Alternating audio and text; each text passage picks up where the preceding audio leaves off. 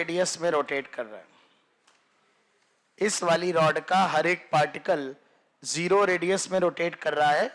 देखो यहीं पर ऐसे ऐसे स्पिन हो रहा है, ये भी ऐसे ऐसे, तो इस वाली रॉड का मोमेंट ऑफ इनर्शिया होगा 0।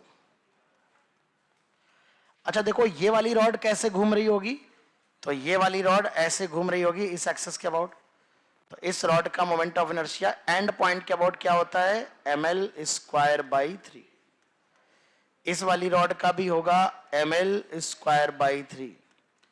और ये वाली जो रॉड है, ये वाली रॉड, ये देखो ऐसे आ रही होगी इस तरह से, देख रहे हो, इस तरह से। तो every point of this rod, इस रॉड का हर एक पॉइंट, अब देखो ये L radius, L distance, L distance, देख रहे हो L डिस्टेंस, तो हर पॉइंट इसका जो है वो L डिस्टेंस पे, तो ये ml स्क्वायर हो जाएगा ना। इस वाली रॉड का, दूर वाली रॉड का, ये यहां से L दूरी पर है, ये जब ऐसे घुमाओगे तो इस रॉड का moment of inertia ml square होगा, पार्टिकल वाला फॉर्मूला लगेगा। तो 2/3 और of course 5 ml square by 3 answer आ जाएगा।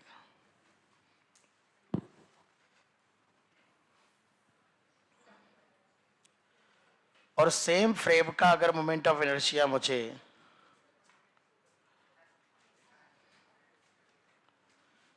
अगर इस एक्सिस के अबाउट चाहिए,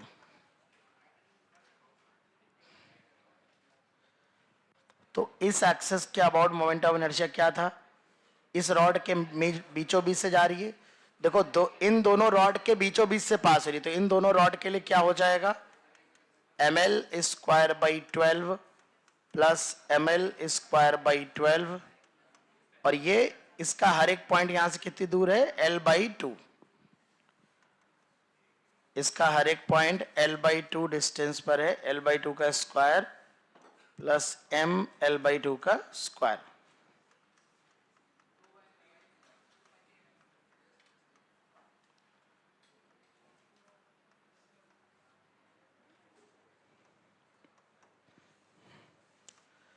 तो 2/3 ml स्क्वायर।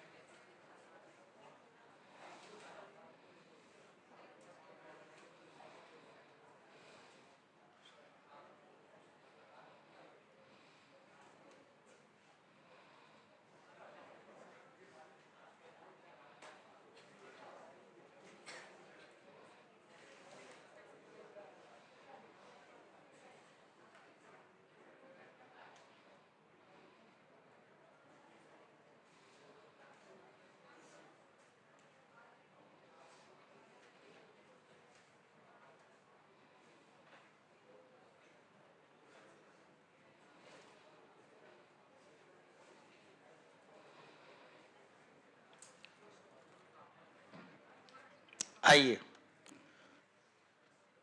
तो अब हम डिस्कस करने जा रहे हैं moment of inertia of an inclined rod, बेटा इंक्लाइंड रॉड का मोमेंट ऑफ इनर्शिया कैसे देखेंगे? देखो, अगर हमारे पास एक रॉड है जो कि इंक्लाइंड है, ऐसे ये मान लेते हैं थीटा एंगल पर इंक्लाइंड है, मास m है और इसका लेंथ l है, और ये इस एक्सिस के अबाउट बेटा घूम रही है, रोटेट कर रही, तो ऐसे रोटेट कर रही है बेटा, ये है ना, इस तरह से कोनिकल मोशन ऐसे परफॉर्म कर रही है बेटा, है ना। तो इस एक्सिस के अबाउट जो मोमेंट ऑफ इनर्शिया हमें लिखना है वो हमें बताना है। तो यहां पर हम देखेंगे कि बेटा बात नहीं समझने में ध्यान दो, अच्छा, जब टफ कैलकुलेशंस हैं, यहां से x डिस्टेंस पर हम dx लेंथ का एलिमेंट मानेंगे। पहले हम देखेंगे कि हमें डिराइव कैसे करना है, फिर हम लोग डायरेक्ट रिजल्ट पे फोकस करेंगे। तो देखो, अगर ये थीटा है और ये जो एलिमेंट का पार्टिकल होगा ये ऐसे घूम रहा होगा, तो हमें इसकी रेडियस पे ध्यान देना थोड़ा सा। मान लो ये डिस्टेंस बेटा हमने x मानी है और ये एंगल थीटा है, और यहाँ जो पार्टिकल होगा वो ऐसे घूम रहा है। इसका मतलब ये हुआ कि ये वाली जो डिस्टेंस है हमारे लिए, ये रेडियस हो जाएगी इस एलिमेंट की। तो आप देख सकते हो कि अगर मैं साइन थीटा लगाऊं तो ये r डिवाइड बाई x आएगा। इसका मतलब यहाँ जो मैंने एलिमेंट माना है उसकी रेडियस होगी x साइन थीटा। तो ये जो मैंने dm मास का एलिमेंट यहाँ लिया है बेटा, dm मास का एलिमेंट, ये dm मास का है। पहले तो dm की वैल्यू निकालेंगे, तो dm होता है lambda into dx, mass per unit length into dx, last term पे बताया था। तो ये m by L into dx हो जाएगा, और इसका जो मोमेंट ऑफ इनर्शिया होगा di, वो होगा dm इंटू आर स्क्वायर। तो dm हो गया m by L into dx, और आर स्क्वायर हो जाएगा x साइन थीटा का स्क्वायर। तो जब हम i निकालेंगे तो हम इसे di को इंटीग्रेट कर देंगे, तो m by L sine square theta x square dx आएगा, और x की लिमिट यहां से 0 से l।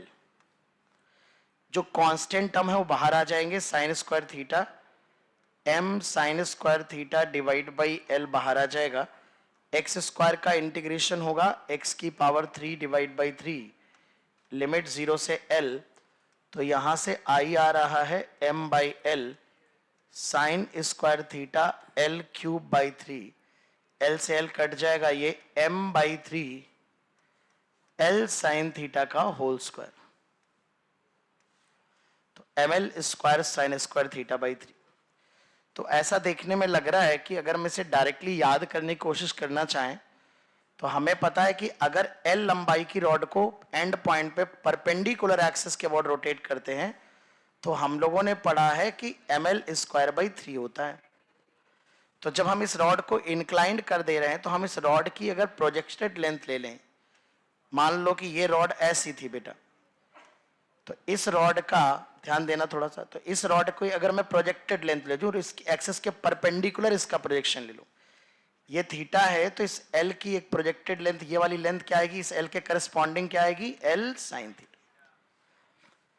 तो हमें इस वाली लेंथ को लिखना होता है कि एक्सिस के परपेंडिकुलर रॉड की कौन सी लेंथ है। तो हम बिना इंटीग्रेट किए याद करने का तरीका, वैसे तो ये कोई टेक्निकल तरीका नहीं है, ये गलत तरीका है, पर ये इससे याद आसानी से कर सकते हो कि अगर रॉड इंक्लाइंड है तो रॉड L की जगह पर तुम L का वो प्रोजेक्शन, वो कंपोनेंट ले सकते हो जो एक्सिस के कैसा है, परपेंडिकुलर। तो अगर यहां से थीटा दिया है तो ये L साइन आएगा, अगर यहां से थीटा दिया होता तो कॉस आ जाता, तो साइन ही आएगा, ऐसा रटना जरूरी नहीं है। बट साइन अगर रट ही रहे हो तो ये ध्यान रखना कि एंगल एक्सिस से लेना है थीटा।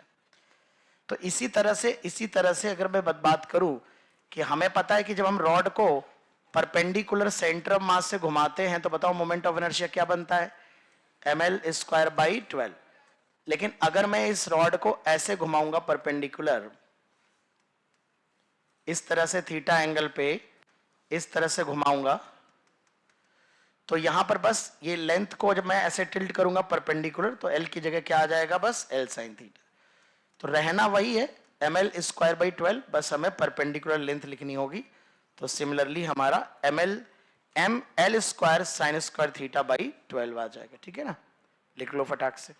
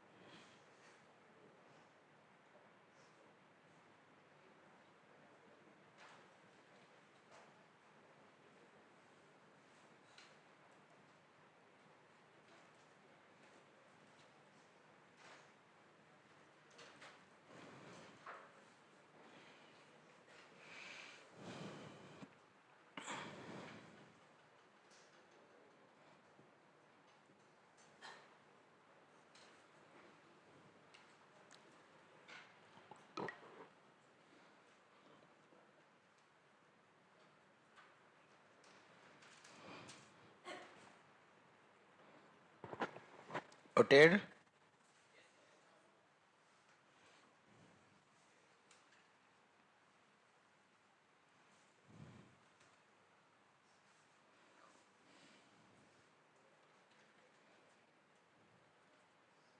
लिख लिया।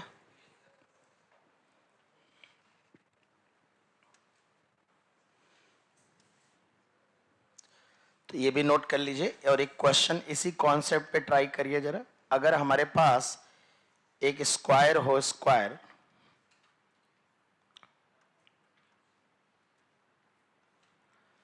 और इस स्क्वायर को हमने बनाया है 4 रॉड्स को ज्वाइन करके m, l, m, l, there are 4 rods और इस एक्सेस के अबाउट, डायगोनल के अबाउट हमें मोमेंट ऑफ इनर्शिया बताना है ऑफ दिस सिस्टम, है ना। 4 रॉड्स आर कनेक्टेड, है ना, 4 रॉड्स हैं, each mass m and length l, connect करके हमने बताया। तो इस एक्सेस के अबाउट पूरे स्क्वायर का कितना मोमेंट ऑफ इनर्शिया होगा।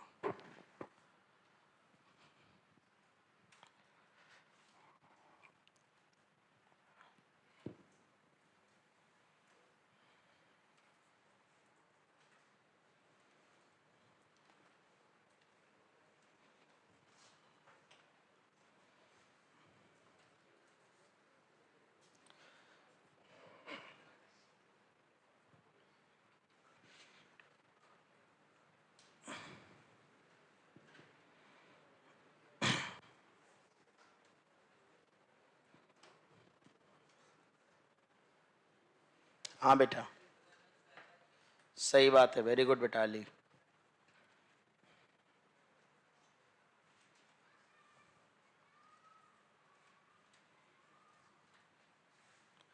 हमारी जो फिजिक्स की एक्स्ट्रा क्लास होती थी वो अब हफ्ते में 2 दिन चलेगी, क्योंकि एक दिन केमिस्ट्री वाले सर ने फ्राइडे वाले दिन, तो हमारी जो 6 डेज क्लास चल रही थी अब वो 5 डेज हो गई है, पता होगा।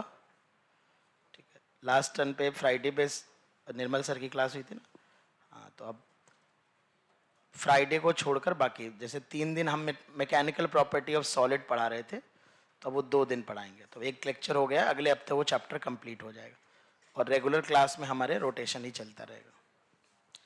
चलिए बेटा, क्या सभी का आंसर 2ml²/3 आ रहा है?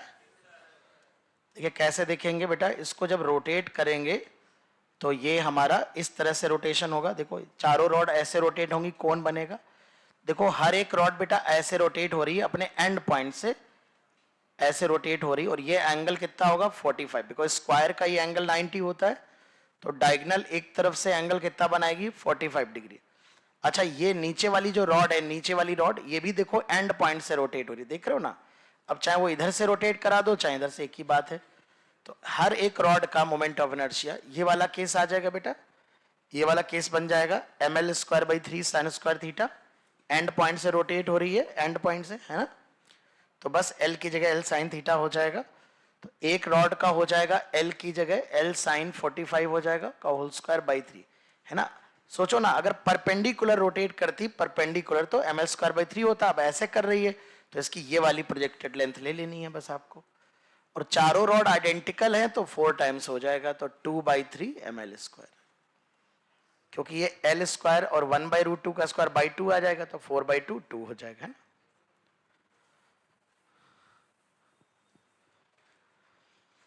तो अब हम बात करेंगे moment of inertia of a uniform circular disc, circular disc का मोमेंट ऑफ इनर्शिया की बात करेंगे।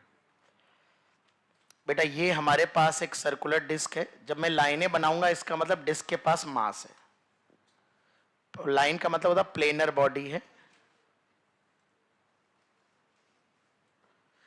इस एक्सिस के अबाउट हमें मोमेंट ऑफ इनर्शिया चाहिए, इसका मास m और रेडियस r है, दिस रेडियस इज r। क्या आप मुझे बता सकते हो कि डिस्क को मैंने कैसे रखा है, बोर्ड के प्लेन में रखा है कि हॉरिजॉन्टल प्लेन में, और एक्सिस सेंटर से पास हो रही है, प्लेन के परपेंडिकुलर है कि प्लेन के पैरेलल है?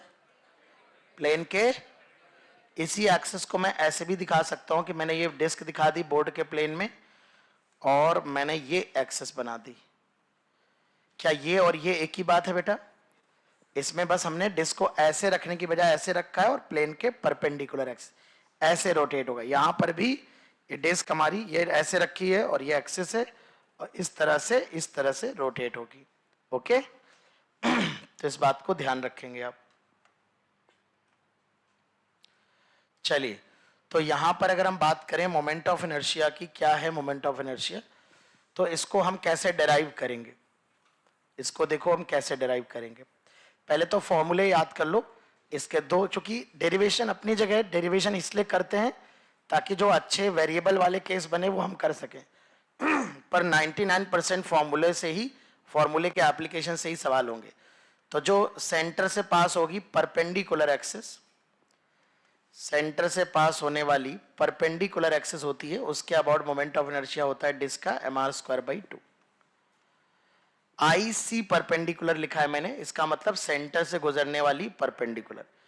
लेकिन जैसे मैंने रिंग में बताया था कि सेंटर से गुजरने वाली दो एक्सिस हो सकती हैं, प्लेन के परपेंडिकुलर भी हो सकती है और प्लेन के पैरेलल। ये वाली जो एक्सिस है वो क्या है? डायमीटर है। डायमीटर का जस्ट आधा हो जाता है, तो ये भी आप याद कर लेंगे। डायमीटर के अबाउट होता है mr²/4। याद करो, रिंग में ऐसे ही हमने दो फॉर्मूले पढ़े थे बेटा। रिंग में परपेंडिकुलर वाला होता था mr² और डायमीटर होता था mr²/2। ठीक है ना? डिस्क में परपेंडिकुलर वाला है mr²/2 और डायमीटर है mr²/4। अब हम डेरिवेशन पे आएंगे।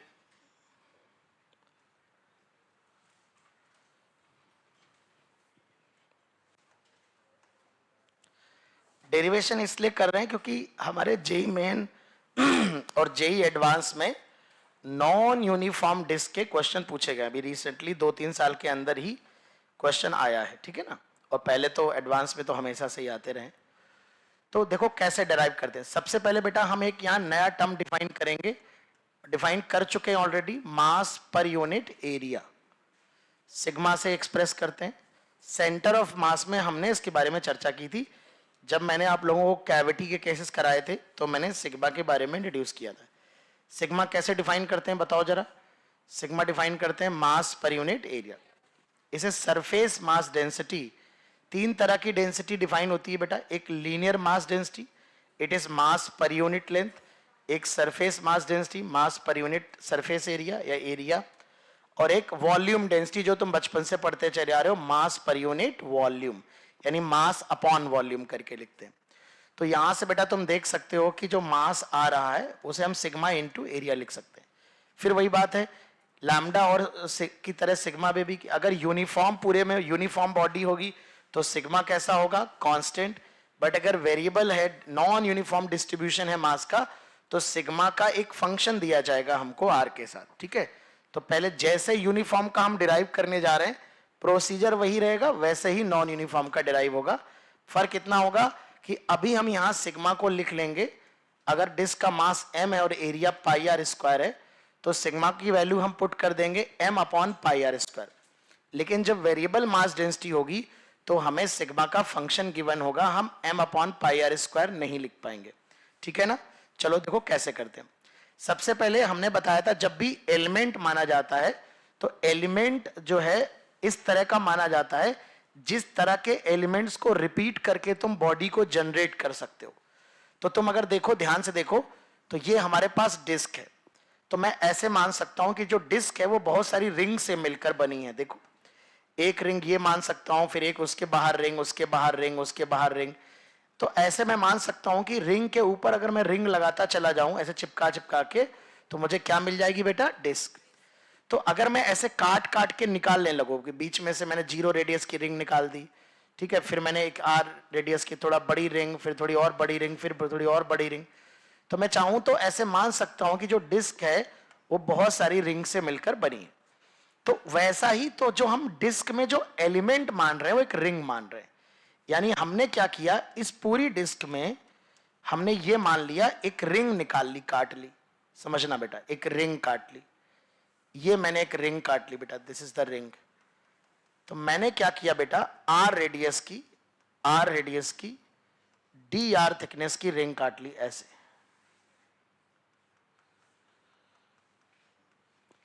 आर रेडियस की डी आर थिकनेस की रिंग काट ली है ना। इस रिंग का हमें सबसे पहले मोमेंट ऑफ इनर्शिया निकालना है इस एक्सिस के अबाउट। ध्यान रखना, बहुत ध्यान से समझ लो प्रोसीजर।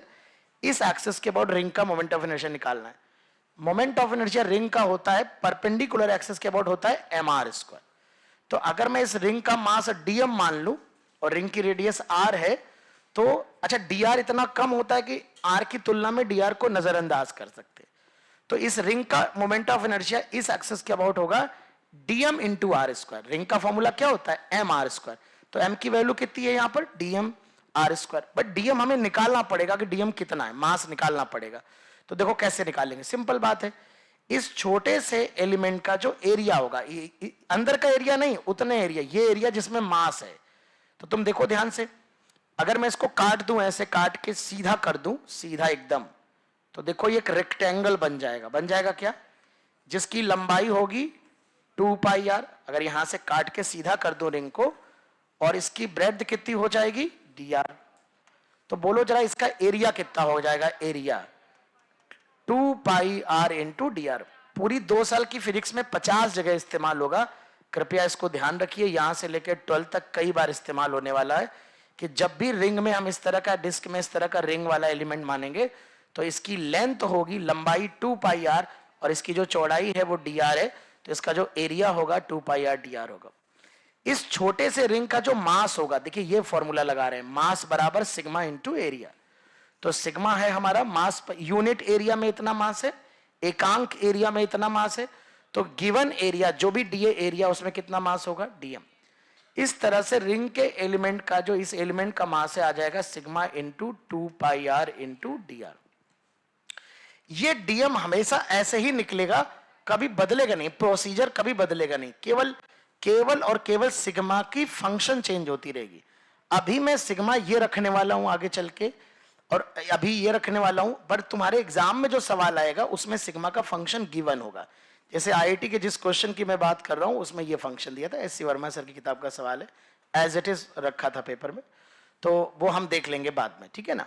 फिलहाल तो मैं यूनिफॉर्म पे फोकस कर रहा हूं। यूनिफॉर्म पे सिग्मा कांस्टेंट होगा, पर वेरिएबल के केस में सिग्मा दिया जाएगा। तो प्रोसेस यही रहेगा, प्रोसेस ये। इस तरह के क्वेश्चन में सरलता यही होती है कि ये, इनमें चेंजेस नहीं होते, इनमें बस मैथ बदलती है, फिजिक्स नहीं बदलती।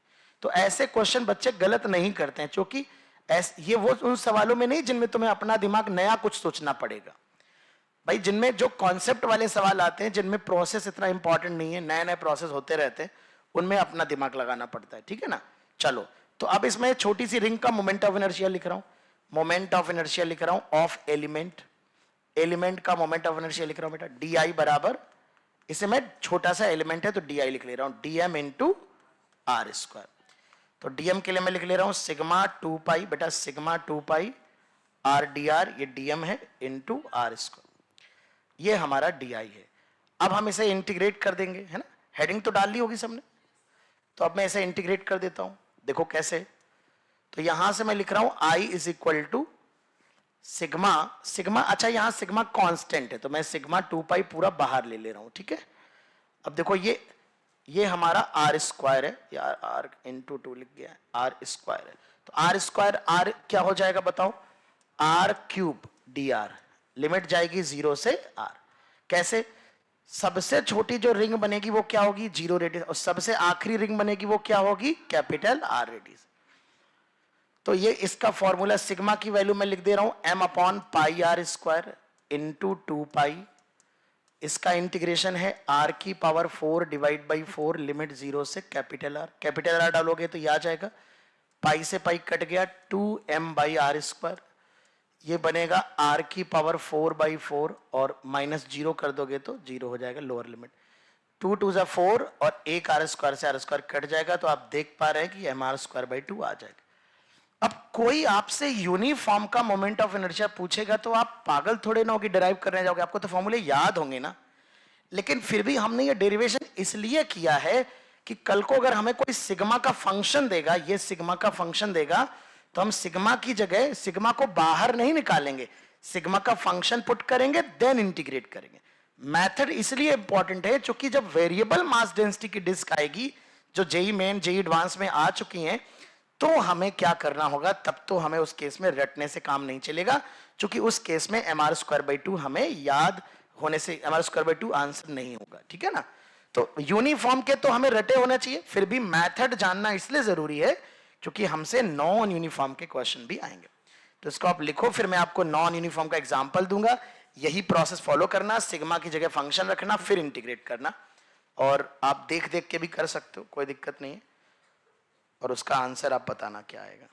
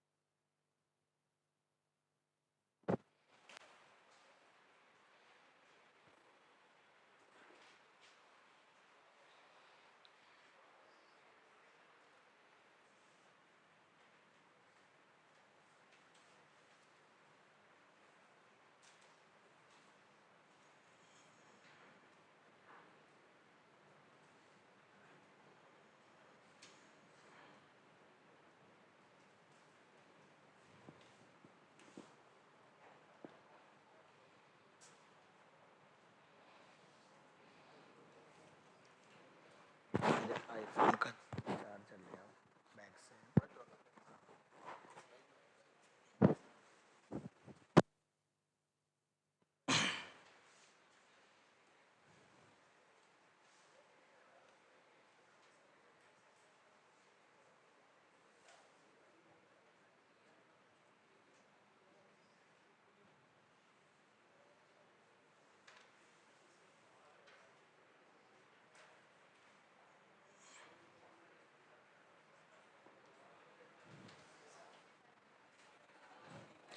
डायमीटर वाली प्रूविंग हम परपेंडिकुलर एक्सिस थ्योरम के बात करेंगे।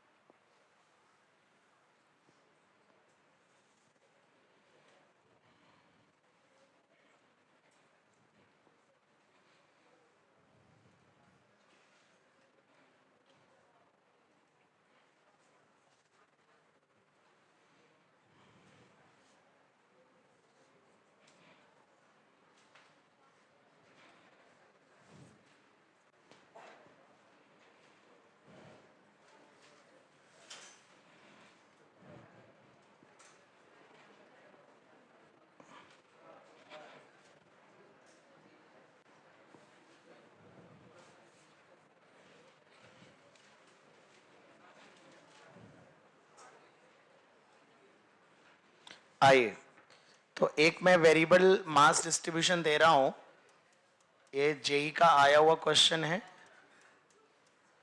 एक हमारे पास डिस्क है बेटा आर रेडियस की, और ये सेंटर है, और ये स्मॉल आर डिस्टेंस के साथ इसका सिग्मा वैरी कर रहा है। It is given a plus B R. अच्छा, ये लिखने का ढंग होता है, मैं बता चुका हूं कई बार, it is written as sigma as a function of R is equal to A plus B R. क्या हमें इस आर से डिवाइड तो नहीं करना चाहिए? ये ऐसे जब लिखते हैं y is a function of x, तो ऐसा ना करना कि सर एक x से x खत्म हो गया। महापुरुषो, एवं मान बेटी हो, बताओ काट तो नहीं दोगे? ये फंक्शन का नोटेशन है, इसका मतलब ये लिखा है सिग्मा, जो कि r के साथ वेरी कर रहा है, r का फंक्शन है a प्लस बी आर, है ना। चलो, यानी सिग्मा का जो function a plus B R, a and b R constants, तो हमें O से पास होने वाली जो प्लेन के परपेंडिकुलर एक्सिस है, find out moment of inertia of disc about an axis passing through O, passing through center and perpendicular to the plane। आप अपना पिछले नोट्स रिवाइज कर सकते हैं जो अभी मैंने जस्ट कराया, then you can solve. Yes Aditya. अच्छा, ये बात है।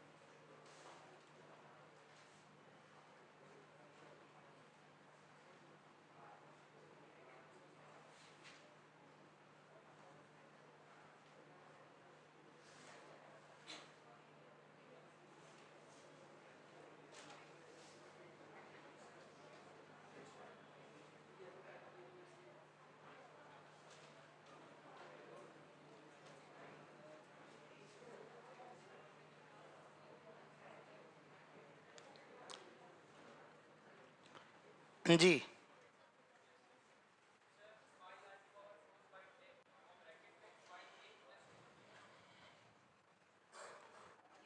बोले। हाँ ली, हाँ यही कह रहे हो? कौन एक? हाँ वो गुप्ता जी बताएं।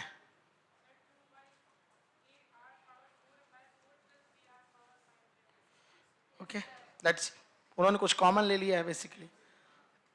देखिए हम क्या करेंगे, आर रेडियस की डी आर थिकनेस की एक रिंग मानेंगे, आर रेडियस की डी आर थिकनेस की एक रिंग मानेंगे, और इस एक्सिस के अबाउट रोटेट कर रहे हैं, तो जो डी आई लिखेंगे वो लिखेंगे D M into R square, इसे इंटीग्रेट करेंगे। डी एम कैसे लिखते हैं? Sigma into 2 pi R D R, sigma into area into R square.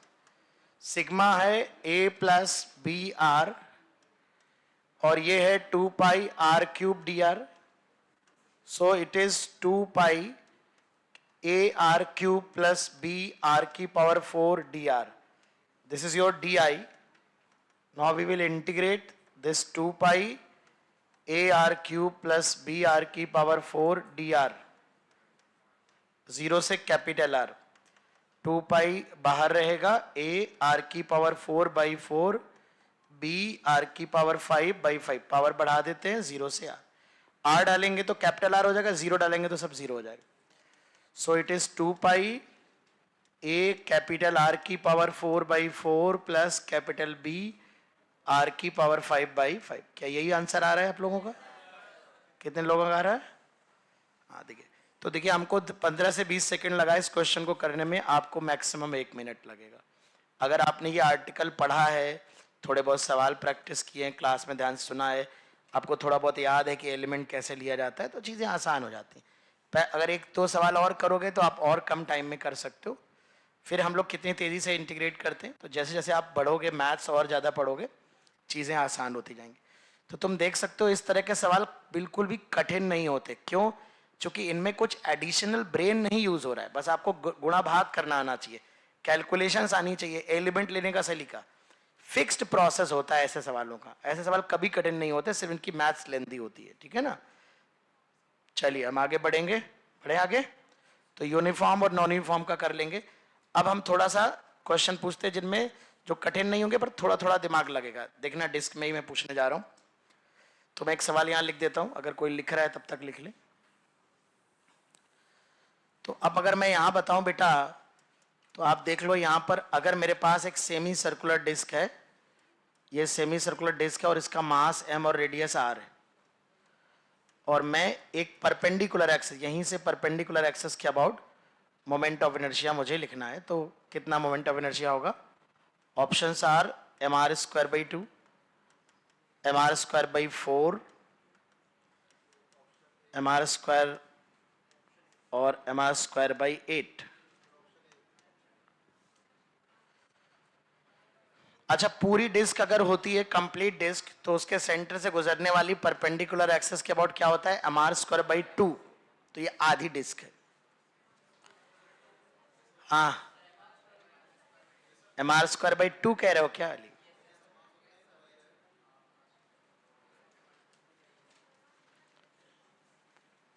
क्या कह रही हैं हमारे देश की बेटियां? हाँ, कोनिक 2 ही रहेगा. कुंवर सिंह, हिमांशु, क्यों आधा नहीं हो जाएगा क्या? हाँ, अच्छा बोल रहे हैं आप लोग, बहुत अच्छी बात है.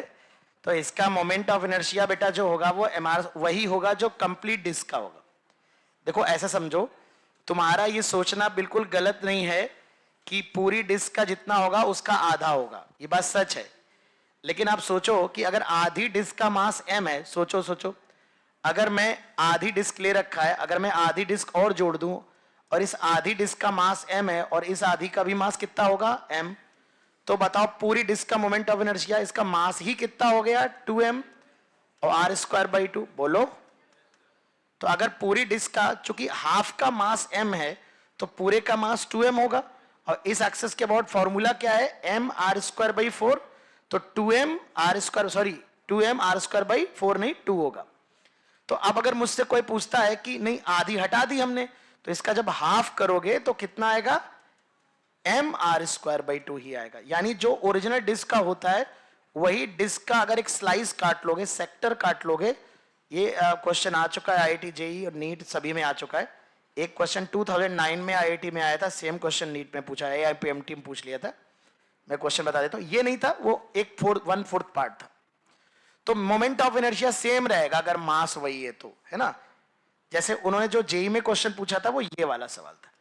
उन्होंने डिस्क का 1/4 हिस्सा लिया था और परपेंडिकुलर एक्सिस ले ली थी.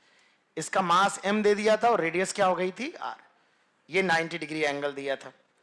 तो बताओ कितना हो जाएगा? हाँ, जो पूरी डिस्क का होगा. क्यों? क्योंकि मास m है ना. लेकिन बेटा अगर हम तुमसे कहें कि इसका मास m है, फिर हम इसमें से 1/4 पार्ट निकाल ले, तब फिर 1/4 हो जाएगा, तब mr²/2 का 1/4 हो जाएगा, तब mr²/8 हो जाएगा। क्योंकि यहां पर मास कितना रह जाएगा, मास ही m/4 रह जाएगा। तब आपका मोमेंट ऑफ इनर्शिया यहां पर जो हो जाएगा वो m की जगह m/4 हो जाएगा r²/2, तो mr²/8 हो जाएगा। लेकिन यदि डिस्क का कोई टुकड़ा दिया जाता है, कोई भी 60 डिग्री भी हो सकता है, 1/4 हो जरूरी नहीं है, तो उसका मोमेंट ऑफ इनर्शिया ओरिजिनल ही रहेगा। मतलब अगर मैं कोई भी सेक्टर ले लूंगा, ऐसे देखो, कोई भी सेक्टर ले लूंगा ऐसे फॉर एनी थीटा, और अगर ये परपेंडिकुलर एक्सिस है और इसका मास m और रेडियस r है किसी भी थीटा के लिए, तो यहां मोमेंट ऑफ इनर्शिया क्या होगा, mr²/2 ही होगा। ठीक है,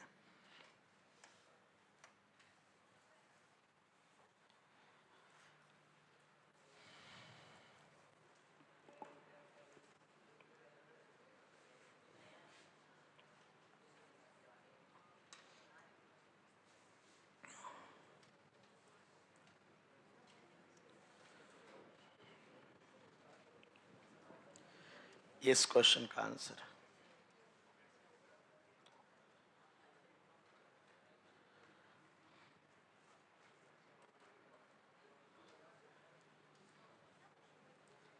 अलग अलग कर दिए क्वेश्चन, ना तुम गड़बड़ ना कर दो।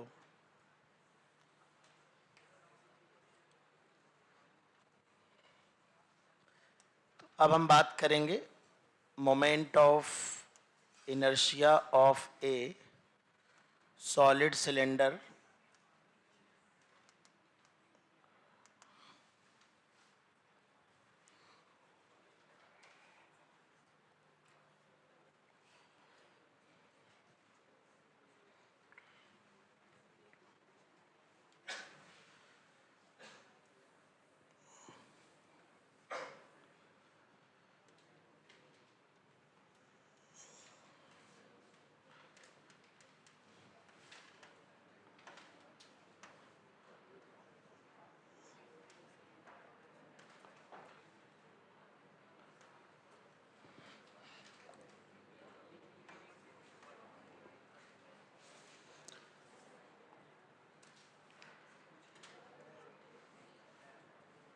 तो बच्चों ये बताओ, जैसे हम हॉलो सिलेंडर को ऐसे, हॉलो सिलेंडर को रख के ऐसे काटते थे और रिंग बनती थी, ऐसे अगर मैं सॉलिड सिलेंडर को ऐसे काटता चला जाऊंगा तो बताओ क्या निकलेंगी, डिस्क बनेगी ना। अगर मैं एक सॉलिड सिलेंडर लूं और सॉलिड सिलेंडर को ऐसे, सॉलिड सिलेंडर लूं, इसको कैसे ऐसे काट, पीसेस में काटता चला जाऊं, जैसे सलाद काटते हो तुम लोग, खीरा काटते हो, खीरा को मान लो स्मूथली सिलेंडर मान लो, उसको काटते हो तो डिस्क निकलती है छोटी छोटी, तो ऐसे ही होता है। यानी कि जो मोमेंट ऑफ इनर्शिया डिस्क का होगा वही हमारे सॉलिड सिलेंडर का होगा। देखो कैसे, जैसे मान लो यहाँ एक डिस्क बनाओगे, उसके नीचे फिर एक और डिस्क बनाओगे, फिर उसके नीचे एक और डिस्क होगी, फिर उसके नीचे एक और, बहुत सारी डिस्क रखी होंगी। और अगर मैं आपको दिखाऊं तो हर एक डिस्क का, अगर मैं मास मान लूं बेटा किसी डिस्क का m1 है, दूसरी डिस्क का m2 है, तीसरी डिस्क का m3 है, तो हर एक डिस्क की रेडियस r होगी, तो सभी डिस्क के परपेंडिकुलर एक्सिस होगी। तो पहली डिस्क का इतना होगा, दूसरी डिस्क का इतना होगा, तीसरी डिस्क का m3r²/2 इतना होगा, and dot dot, so infinite disc होंगी। तो तुम देखो यहाँ पर r²/2 जब कॉमन आएगा तो सभी डिस्क का मास, बेटा बात नहीं प्लीज, सभी डिस्क का मास बेटा जुड़ता चला जाएगा, तो ये कितना हो जाएगा, टोटल मास इंटू r²/2। यानी कि अगर हमने डिस्क के ऊपर डिस्क रख के सिलेंडर बनाया है तो जो मोमेंट ऑफ इनर्शिया एक डिस्क का आता है वही हमारे सॉलिड सिलेंडर की एक्सिस के अबाउट आता है ना, ये एक्सिस ऑफ सिलेंडर कहलाती। हटा दो इसको, लिख लिया सबने।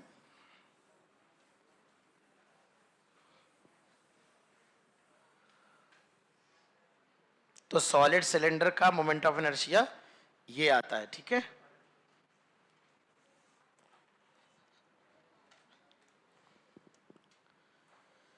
अब सॉलिड सिलेंडर में कुछ फॉर्मूले मैं डराइव नहीं करा रहा हूं अभी, सबकी जरूरत नहीं है, एक दो फॉर्मूले और हैं जो आपको याद कर लेने चाहिए।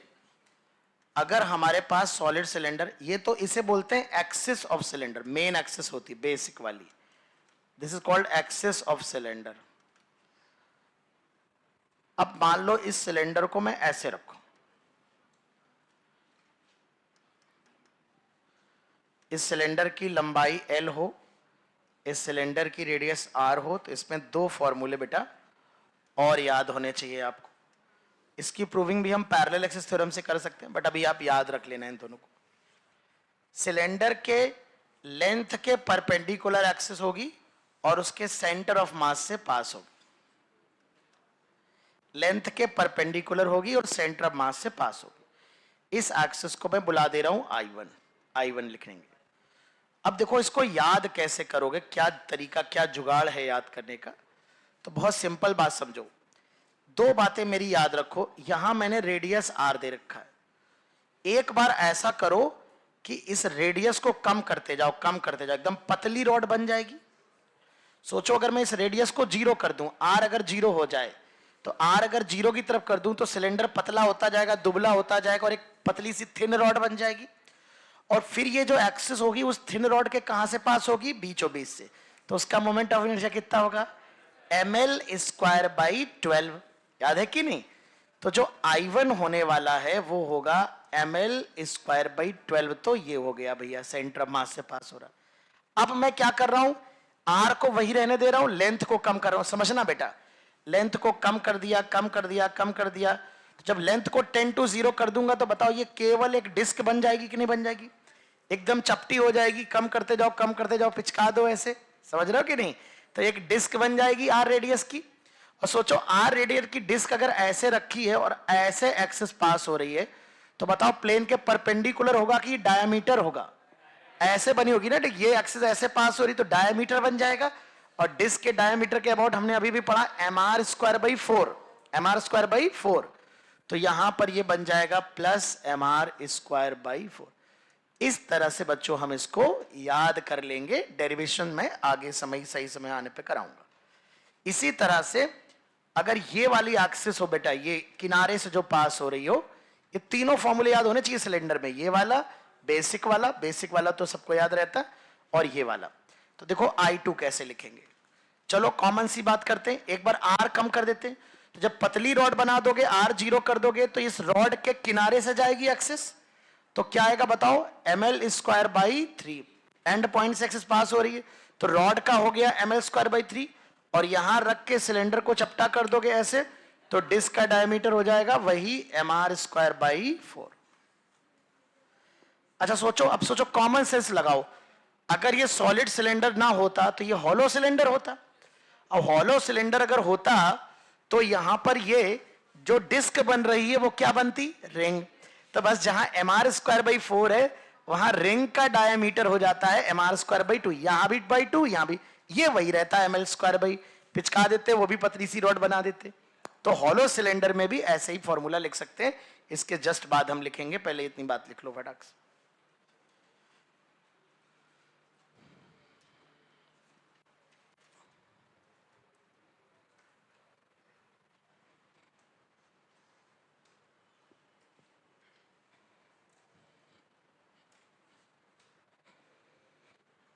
पंखा चला रहे हो तुम लोग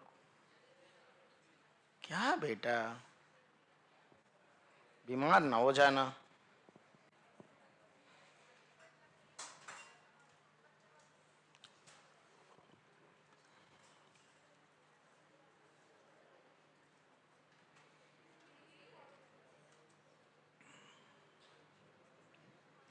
नोटेड एवरीवन।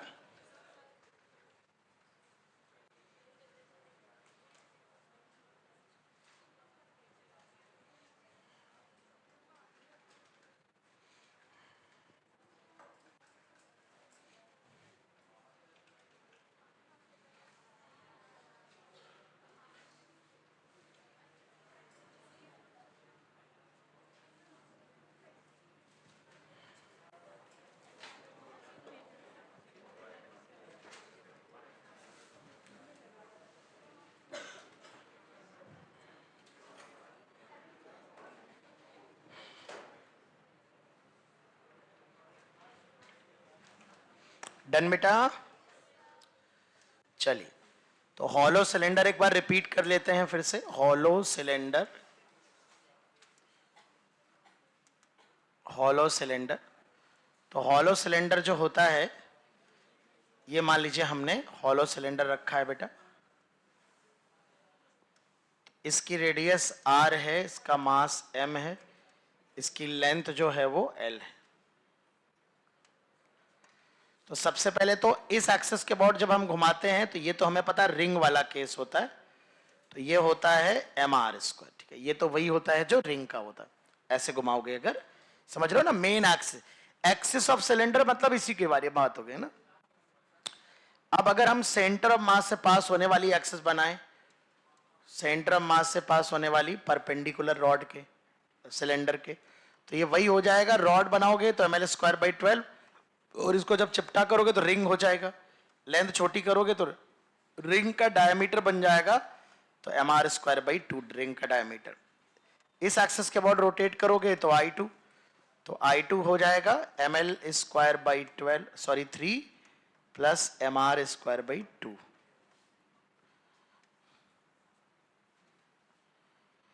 ठीक है ना, तो वो तो मैं पहले से बता चुका हूं mr², और ये दोनों दिमाग में रखो।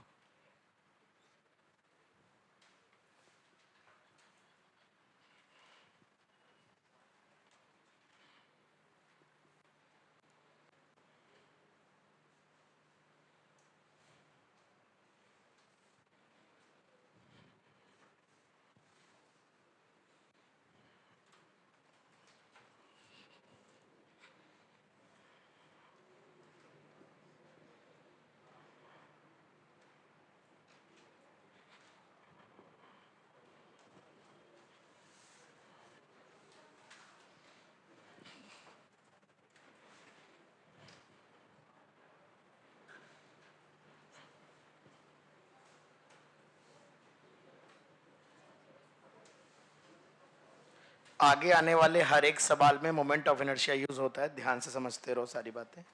और जो भी मैं डब्बे में बंद कर रहा हूँ सब याद करने वाले, जितने भी यूनिफॉर्म वाले केस सब याद भी होने चाहिए। नॉन यूनिफॉर्म वाले केस आपको याद नहीं करने, उनमें तो हमें आप प्रोसेस फॉलो करना है। चलिए, तो अब हम आ जाते हैं moment of inertia of A solid sphere. अब कुछ फॉर्मूले लिख रहा हूं, फटाफट पहले सारे फॉर्मूले लिखो, फिर स्फीयर डिराइव करते हैं। तो सॉलिड स्फीयर अगर है, ये बेटा एक सॉलिड स्फीयर है, इसके सेंटर से पास होने वाली एक्सिस के अबाउट मोमेंट ऑफ इनर्शिया होता है 2/5 mr²। हॉलो स्फीयर का होता है बेटा, सॉलिड स्फीयर में भी वेरिएबल का केस बनता है, सॉलिड स्फीयर भी हम सारे डिराइव नहीं कर रहे हैं, आपके मॉड्यूल में है डेरिवेशन सारे, तो आप कर सकते हो। हम सॉलिड स्फीयर करेंगे। हॉलो स्फीयर का अगर देखें सेंटर से पास होते हुए, r रेडियस है, m मास है, तो इसका होता है 2/3 mr²।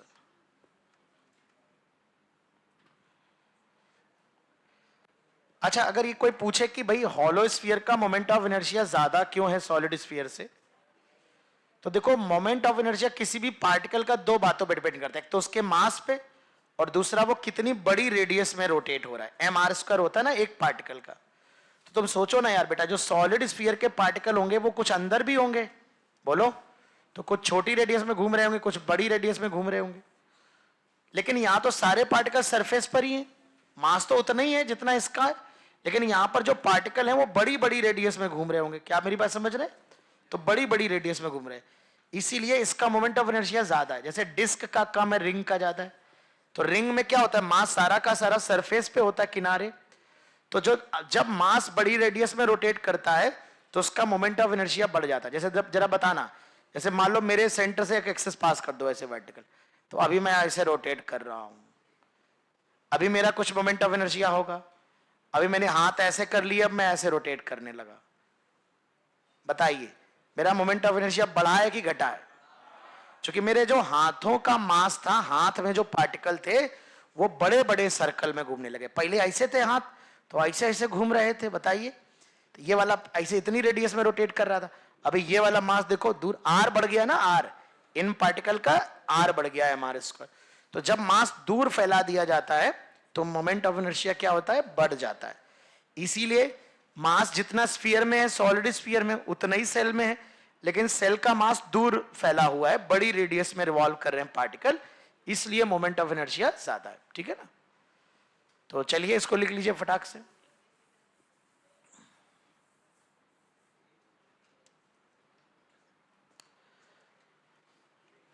हॉलो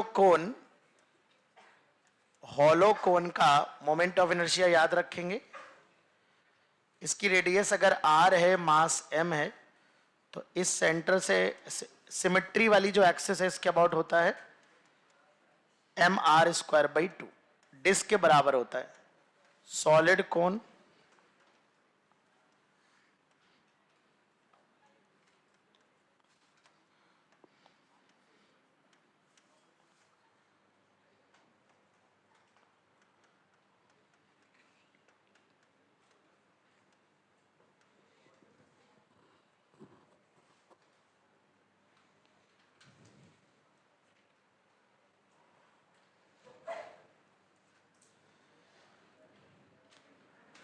सॉलिड कोन का एक और याद कर सकते हो सॉलिड कोन का, कि अगर इस एक्सिस ऑफ सिमेट्री के परपेंडिकुलर कोई एक्सिस यहां से पास कर रहे हैं वर्टेक्स से इस लाइन के परपेंडिकुलर, तो इसका मोमेंट ऑफ इनर्शिया, अगर इसकी हाइट h है, ये वाली height, this height is h, this radius is r। वैसे ये जेई के सिलेबस में नहीं है ऑफिशियली, आ सकता है। तो ये होता है 3/5 mr² plus 4/5 mh²। Total moment इस एक्सिस के अबाउट होता है जो वर्टेक्स से पास हो रही हो और सेंट्रल एक्सिस के परपेंडिकुलर हो।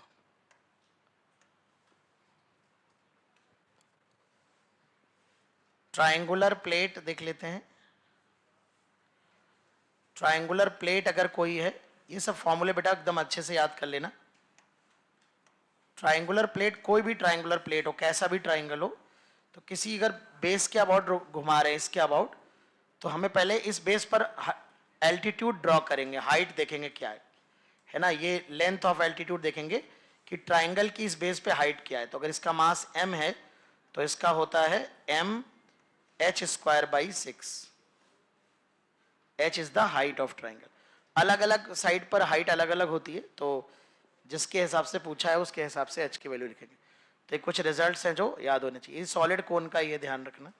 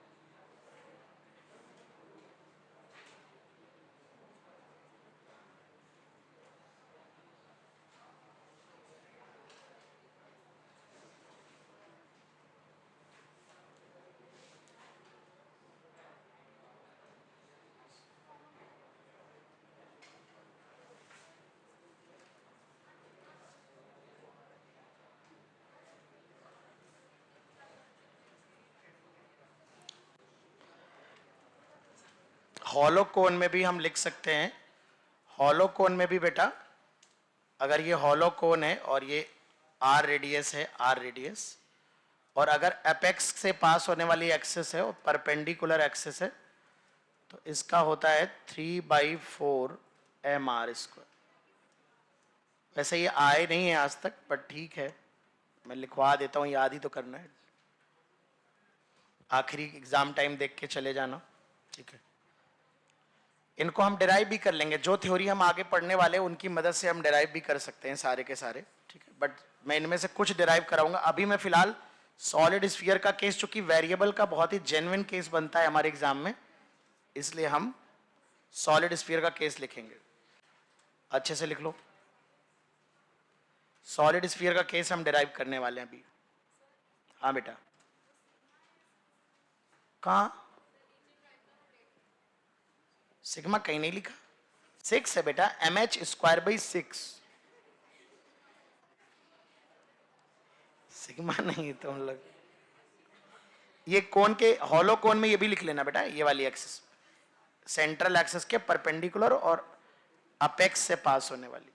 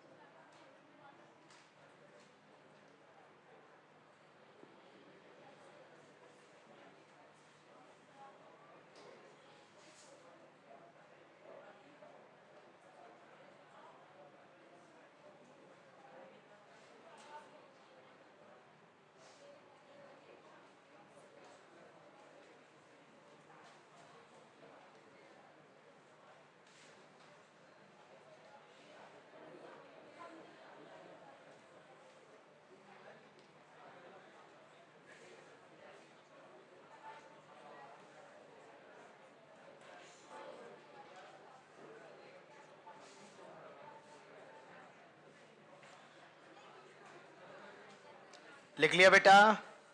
चलो स्फीयर को डिराइव करते हैं, स्फीयर का डेरिवेशन समझना अच्छे से। कल मैं सबसे ये फॉर्मूले पूछूंगा, सबको याद होने चाहिए, फॉर्मूले बहुत जरूरी हैं इसके।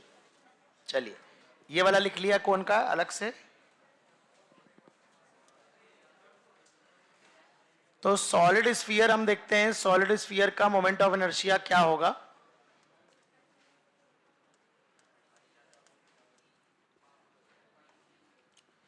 तो सॉलिड स्फीयर का मोमेंट ऑफ इनर्शिया ध्यान दो। देखो स्फीयर में बेटा एक वॉल्यूम मास डिस्ट्रीब्यूशन। अच्छा, जब भी हमें 3 डायमेंशनल बॉडी दिखानी होती है, जैसे कर्व लाइंस बनाते, मतलब मास है, मतलब इसका मतलब 3 डायमेंशनल बॉडी है। प्लेन का मतलब होता है प्लेनर डिस्क टाइप बॉडी। अब मुझे अगर इसका, बहुत ध्यान देना बेटा, इसकी रेडियस r है, मास इसका हम m ले रहे हैं और हमें किसी भी इस एक्सिस के अबाउट बताना है। तो स्फीयर में जब हम एलिमेंट मानेंगे तो सेल मानेंगे, हॉलो स्फीयर एलिमेंट मानेंगे। हॉलो स्फीयर का जो मोमेंट ऑफ इनर्शिया है तुम देखो, तो हॉलो स्फीयर का है 2/3mr²। तो हॉलो स्फीयर को रिंग मान करके भी डिराइव कर सकते हैं, हमने डिराइव नहीं किया क्योंकि इसमें बहुत वेरिएबल का केस नहीं बनता है, तो हमारे लिए डेरिवेशन उतना इंपॉर्टेंट नहीं है, ठीक है ना। तो अब हम लोग सॉलिड स्फीयर डिराइव करेंगे, देखना बेटा ध्यान से। तो सॉलिड स्फीयर का जब हम मोमेंट ऑफ इनर्शिया लिखेंगे तो सबसे पहले सॉलिड स्फीयर की डेंसिटी कैसे लिखेंगे, मास अपॉन वॉल्यूम। डेंसिटी हमें पता है, डेंसिटी क्या होती है, m/v। तो मास को लिख सकते हैं डेंसिटी इनटू वॉल्यूम, ठीक है ना। क्या बात नहीं, बिल्कुल भी। तो अगर मुझे इस स्फीयर की डेंसिटी चाहिए तो इस स्फीयर का मास कितना है, m, और वॉल्यूम है स्फीयर का होता है 4/3πr³। तो जो डेंसिटी की वैल्यू होगी वो होगी 3m/4πr³ है ना, यही डेंसिटी की वैल्यू होगी बेटा इसकी। अच्छा, ये सॉलिड स्फीयर की डेंसिटी हो जाएगी, ठीक है, और ये कांस्टेंट भी होगी। यूनिफॉर्म स्फीयर होगा बेटा तो रो कैसा होगा, कांस्टेंट। तो रो की जगह ये लिख सकते हो, लेकिन अगर नॉन यूनिफॉर्म होगा तो रो का फंक्शन दिया जाएगा। तो प्रोसेस वही रहेगा, मेथड वही रहेगा, बस कैलकुलेशन बदल जाएगी। तो मैं आपको डेरिवेशन क्यों करवा रहा हूं, क्योंकि आईआईटी जेईई में नॉन यूनिफॉर्म के केसेस पूछे गए हैं। यूनिफॉर्म तो रट्टे बैठे हैं, वो उसके लिए मैं बिल्कुल डिराइव नहीं करवाता। 2/5mr², उसके लिए क्यों डिराइव करेंगे, नॉन यूनिफॉर्म के लिए हम लोग डिराइव कर रहे हैं, ठीक है ना। तो पहले मैं यूनिफॉर्म का करके दिखाऊंगा, वैसे ही आप लोग को नॉन यूनिफॉर्म का करना होगा। तो चलो देखो कैसे करते हैं। हम क्या करेंगे बेटा, यहां से r रेडियस का एक सेल मान लेंगे, ऐसे dr मोटाई का सेल मान लेंगे, ये dr। तो यहां बेटा हमने क्या किया, r रेडियस का dr मोटाई का एक हॉलो स्फीयर माना, hollow sphere cell.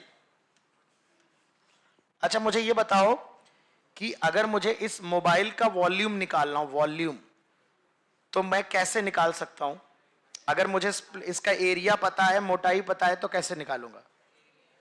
Area into thickness होता है ना वॉल्यूम, पता है कि नहीं पता है? तो एरिया ले लेंगे और थिकनेस, एरिया क्या होगा? लंबाई इंटू चौड़ाई, और ये मोटाई कर देंगे, तो क्यूबॉइड ही तो हो जाएगा।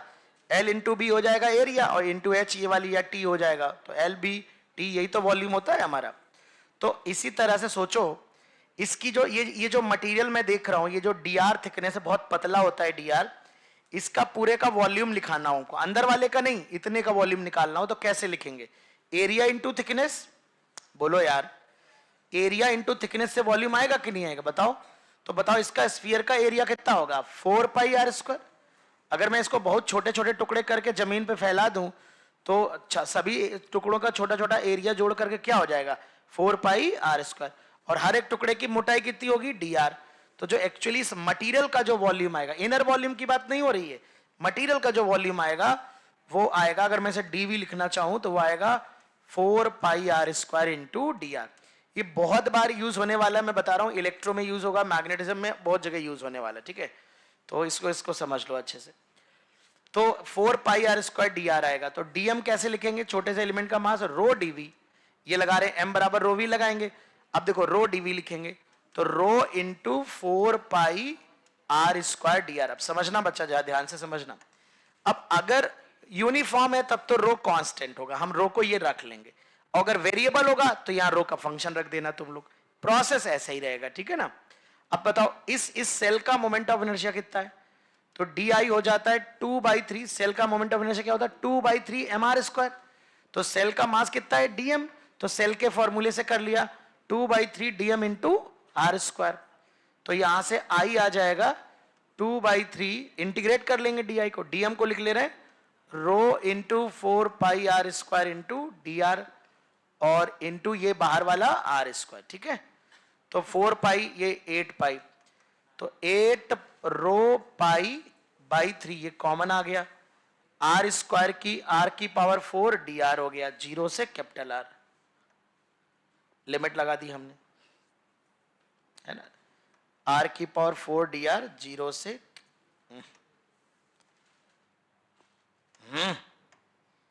जीरो से कैपिटल आर, ठीक। तो ये आई आ जाएगा बेटा, रो की वैल्यू रख दे रहे हैं, देखो 8 पाई बाई 3 है, रो को रख दे रहे हैं 3m by 4 pi R cube, और देखो इसका इंटीग्रेशन आ रहा है आर की पावर 5, लिमिट भी डाले दे रहे हैं, डाल दें, डायरेक्ट कर दें। इसका इंटीग्रेशन क्या आएगा? स्मॉल आर की पावर 5/5, और फिर कैपिटल आर जब लिमिट डालेंगे तो कैपिटल आर हो जाएगा। एक स्टेप गोल कर दिया, कोई बेचैनी तो नहीं हो रही? कहां?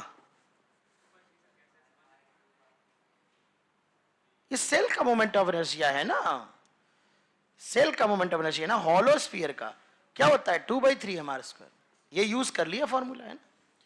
तो 2/3 सेल का 2/3 एम आर स्क्वायर करेंगे, है ना? चलो, तो ये देखो क्या हो गया, 4 पाई से ये करा 2 हो गया, 3 से 3 चला गया, आर क्यूब से आर के पावर 5 गया, तो आर स्क्वायर बचा। तो देखो 2 बचा, एम बचा, आर स्क्वायर बचा, बाई 5 बचा। देखो वही डिराइव हो गया जो हमने लिखा था, ये डिराइव हो गया 2/5 आर स्क्वायर। लेकिन ये नहीं डिराइव करना होगा एग्जाम में, ये तो रटना है हमको। डिराइव करना होगा वेरिएबल जिसमें डेंसिटी का फंक्शन गिवन होगा। तो कहां फंक्शन रख दो कि ये जो रो बाहर निकाल ली हो लपक के, ये बाहर नहीं निकालना, यहां रो का फंक्शन यूज होगा और लिमिट लगा के इंटीग्रेट होगा। तो अब मैं आपके लिए प्रस्तुत कर रहा हूं एक सवाल। हमारे पास एक वेरिएबल मास डेंसिटी का स्फीयर है,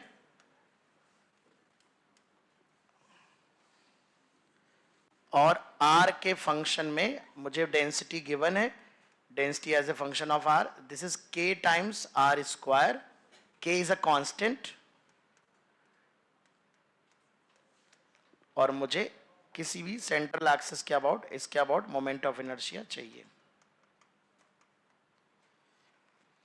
तो प्रोसेस नोट करो, फिर इस प्रोसेस को देख देख कर मुझे इसका निकाल के दिखाओ।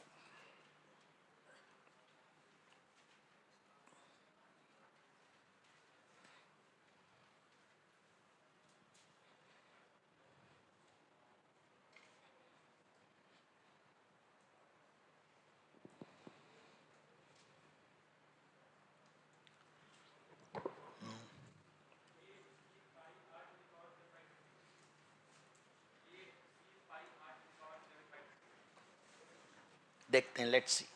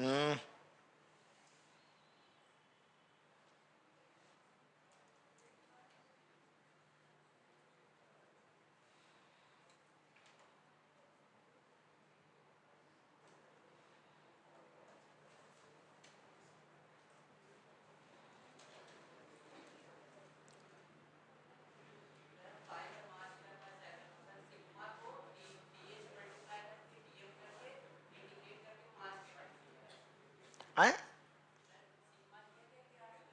रो रो तो एम के टर्म में ले आए, एम तो गिवन ही नहीं है।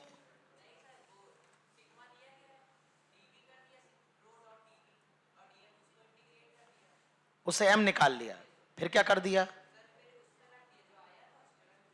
2/5 mr² लगा दिया। फिर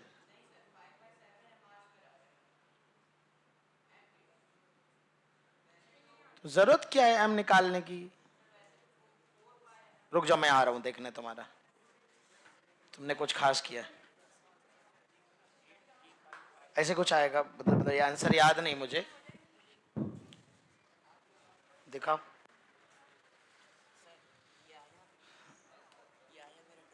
पहली बात तो ये सिग्मा डीवी नहीं लिख सकते, सिग्मा डी रो डीवी लिखोगे, डीवी लिखो। रुक जाओ, KR², ठीक है, इंटीग्रेट करके पूरा मास निकालो। हाँ, ये हो गया मास। ठीक, हाँ, ये तुम्हारा, फिर तो वही आएगा, मास यहाँ भी निकाला, मास यहाँ भी आ जाएगा। ये मास निकाला, मोमेंट ऑफ इनर्शिया कहाँ निकाला? ये कैसे आ गया? ये मोमेंट ऑफ इनर्शिया थोड़े, नहीं तो मास आया बेटा, ये तो मास का कैलकुलेशन है। नोट नहीं किया तो नोट करो पहले, तुम पहले आंसर निकालने के चक्कर में पड़ गए हो। देखो प्रोसेस नोट करो, डीएम निकाला तुमने, डीएम को ही इंटीग्रेट कर दिया। देखो देखो उधर देखो, हम समझाते हैं। तुमने जो डीएम निकाला रेड कलर से लिखा है, उसी को इंटीग्रेट कर दिया है। डीएम निकाल करके उसको डीआई में पुट करना है। सेल का मोमेंट ऑफ इनर्शिया होता है 2/3 DMR², फिर इंटीग्रेट करना है, फिर इंटीग्रेट करना है ना। डीएम को इंटीग्रेट करने से स्फीयर का मास आ जाएगा। तो तुमने बेसिकली मास कैलकुलेट कर दिया। आ गया सांबा? दिखाओ।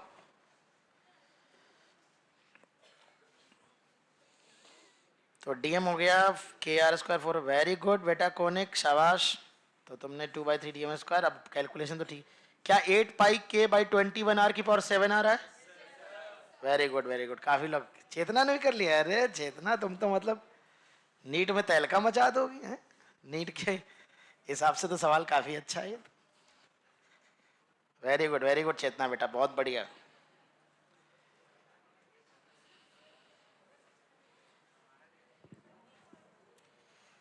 करो करो, कर लिया, शाबाश शाबाश शाबाश शाबाश।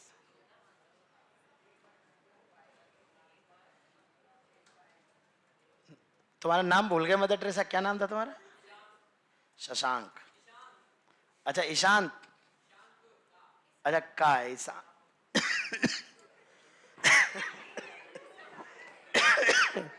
ईशांक है, ईशांक नाम यार बड़ा यूनिक है। चलो करते हैं जरा, अली बेटा नोट्स बनाते चलो, लिखते चलो बच्चा।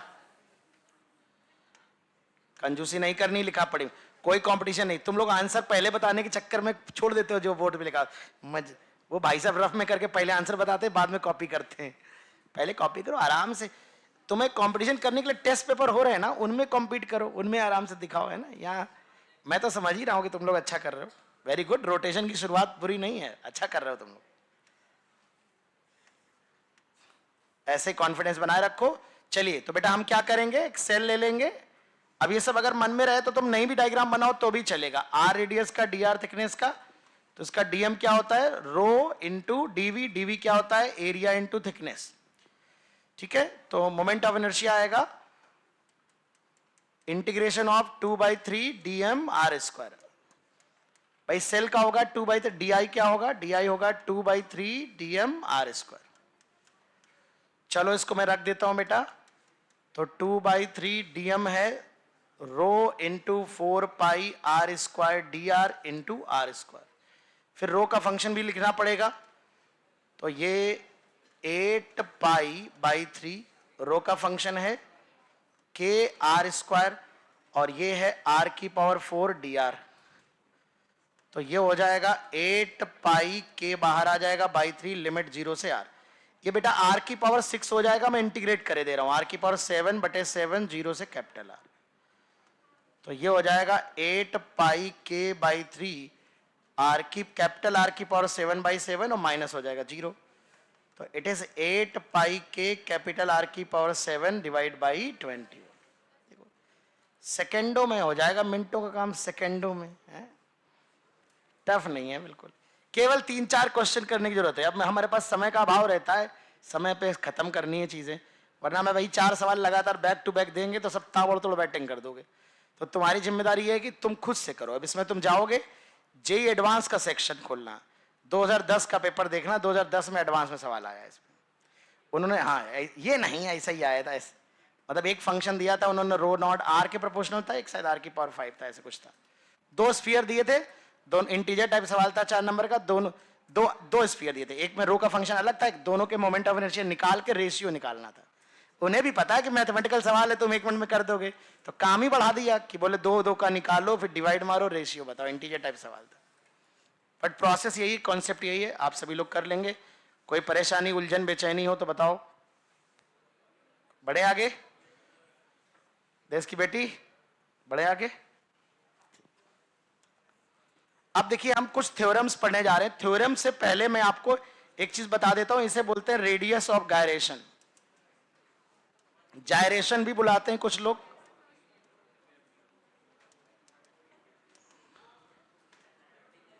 GUY होता है कि GY होता है, याद नहीं आ रहा यार, यही होता होगा, अब याद नहीं आ रहा तो यही होता होगा। देखो रेडियस ऑफ गायरेशन क्या है बेटा, मेरे प्यारे बच्चों ध्यान सुनो। सिलेक्ट किससे होता था, इससे ना, टिंग टिंग टिंग टिंग टिंग टिंग। ये अग्नोत्री जी हाईटेक होते हुए, सभी टेक्नोलॉजी सीखते हुए हैं। आइए, रेडियस ऑफ गायरेशन क्या है बेटा, सुनो। किसी भी बॉडी का, मान लो किसी बॉडी का मास m है बच्चों, और किसी एक्सिस के about moment of inertia I है।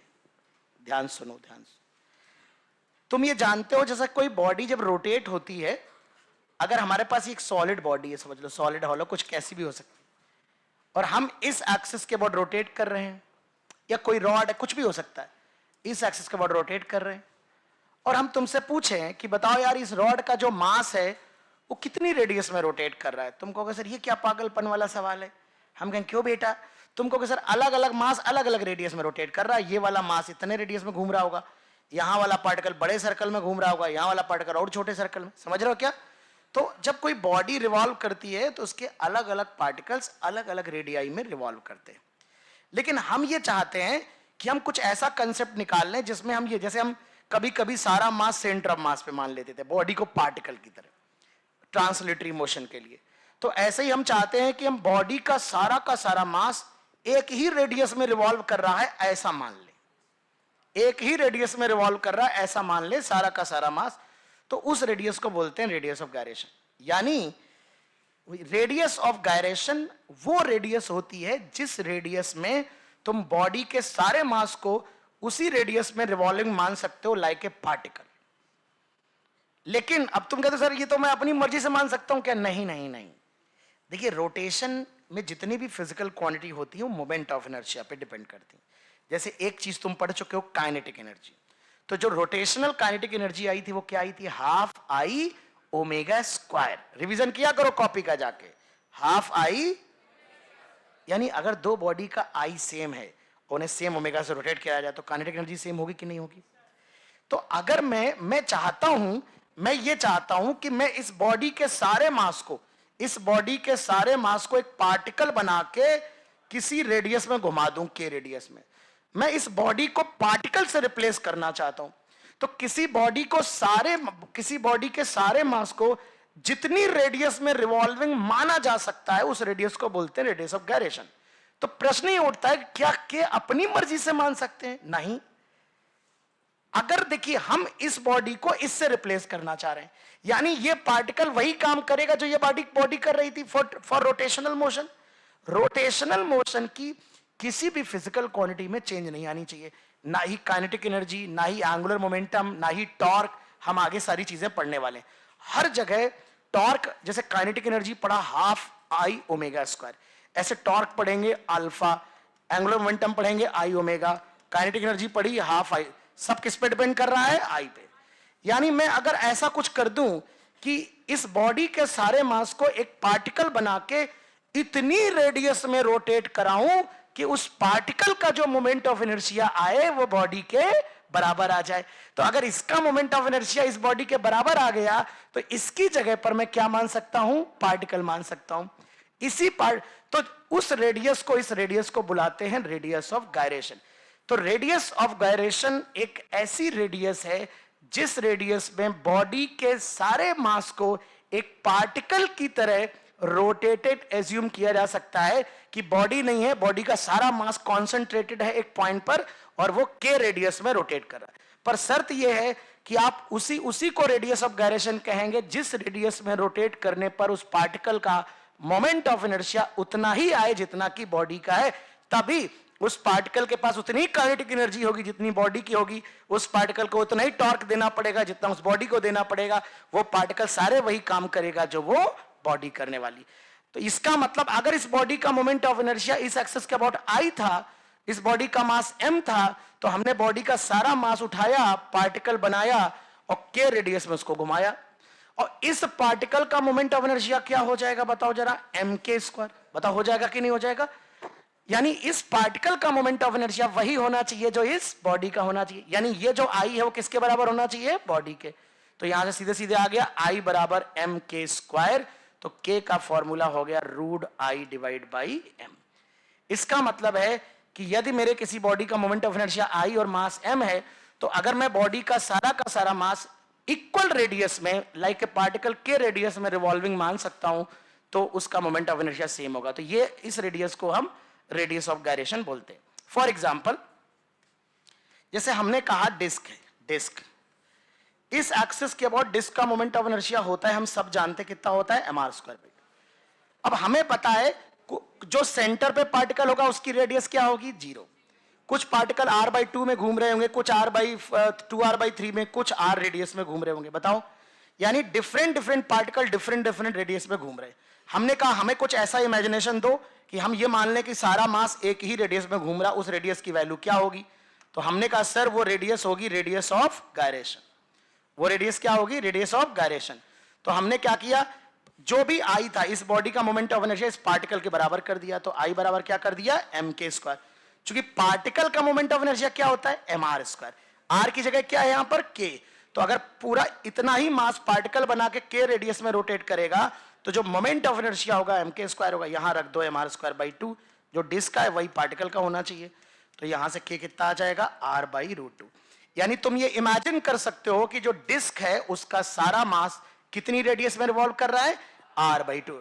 यानी चाहे डिस्क रिवॉल्व करे या डिस्क का सारा मास इक्वल रेडियस में रिवॉल्व करे, r/√2 पे सारे पार्टिकल रिवॉल्व करें, दोनों बातें इक्विवेलेंट हैं। दोनों केस में सेम काइनेटिक एनर्जी होगी, दोनों केस में सेम टॉर्क देना पड़ेगा, दोनों केस में सेम मोमेंट ऑफ इनर्शिया होगा, सेम एंगुलर मोमेंटम होने वाला है, ठीक है।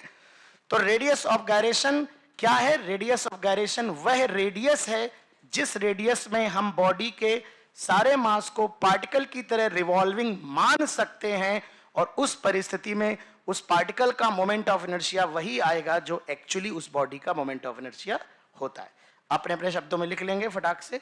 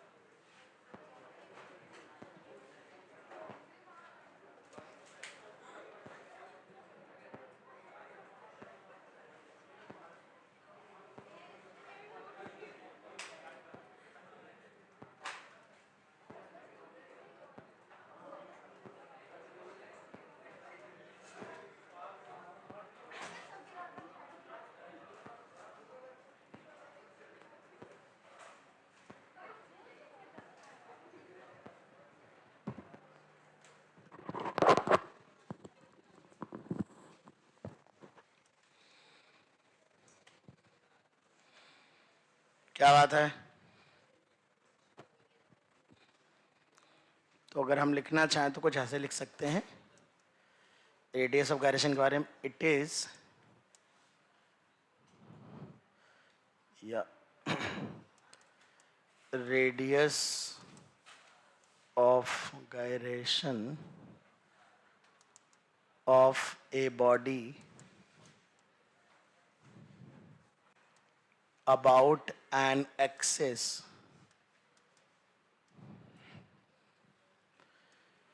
is that radius in which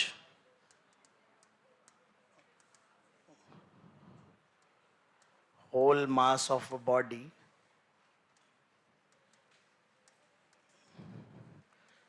can be assumed to be rotating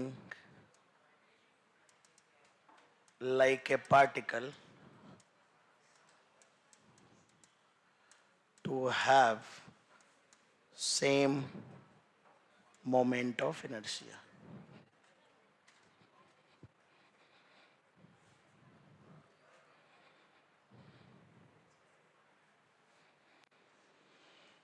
तो रेडियस ऑफ गायरेशन के लिए अगर ये फॉर्मूला नहीं भी याद करना चाहते हो तो बस ये याद रखो, बॉडी का आई लोगे एम के स्क्वायर के बराबर कर दोगे। बॉडी का मोमेंट ऑफ इनर्शिया अगर आई है, बॉडी का सारा मास के रेडियस में घुमा दो तो पार्टिकल बना दोगे। पार्टिकल का होता है एम के स्क्वायर या एम आर स्क्वायर, आर की जगह तो के है, और बॉडी का आई हमें उसके बराबर आई चाहिए। तो आप मुझे एक बताइए जरा कि सॉलिड स्फीयर का रेडियस ऑफ गायरेशन इस एक्सिस के अबाउट कितना होगा?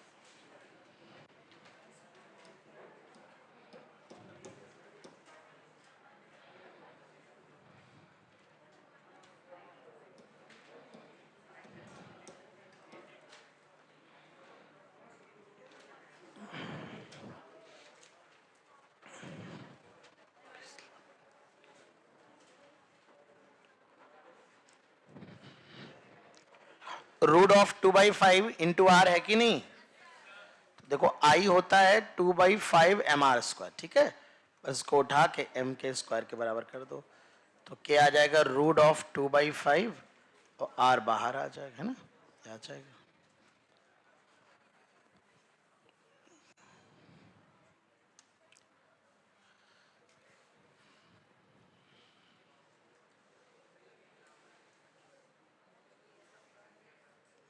डन बेटा। अब देखिए 3 थ्योरम्स होती है, हमें 2 पढ़नी है। Theorems for moment of inertia, 2 basic important theorem है, एक है पैरेलल एक्सेस थ्योरम और दूसरी है परपेंडिकुलर एक्सेस थ्योरम। 2 थ्योरम्स बच्चों हमें समझनी। सबसे पहले पैरेलल एक्सेस थ्योरम देखते हैं क्या कहती है। पैरेलल एक्सेस थ्योरम,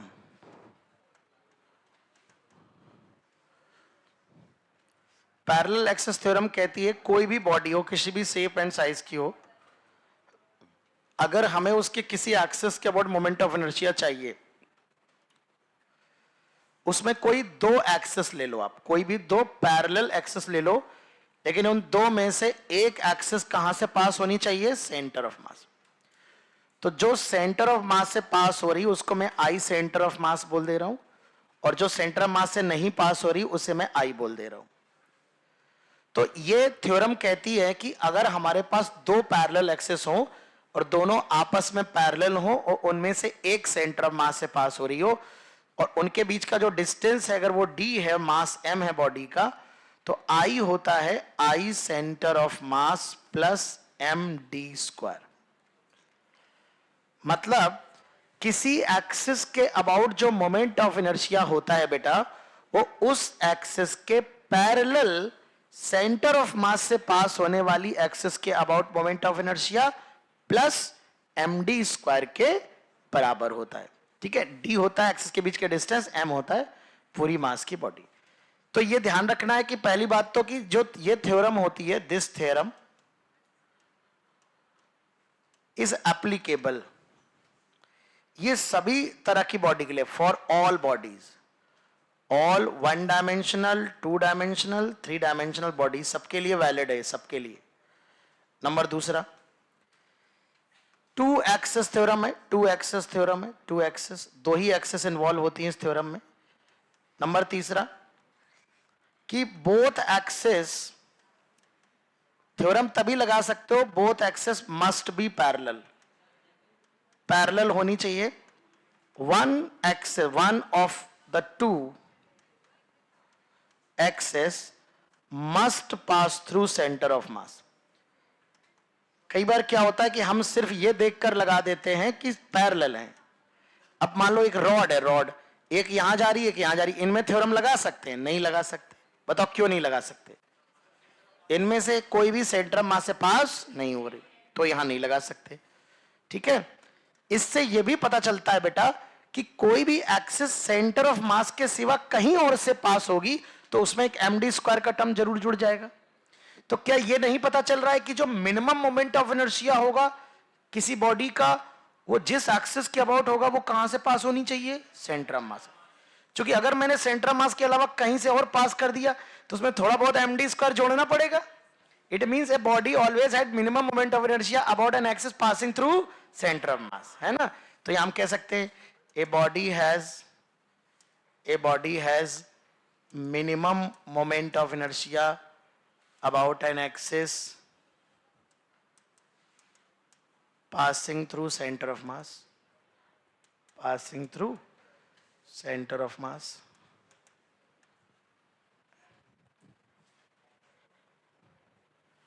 लिख क्यों नहीं रहे हो?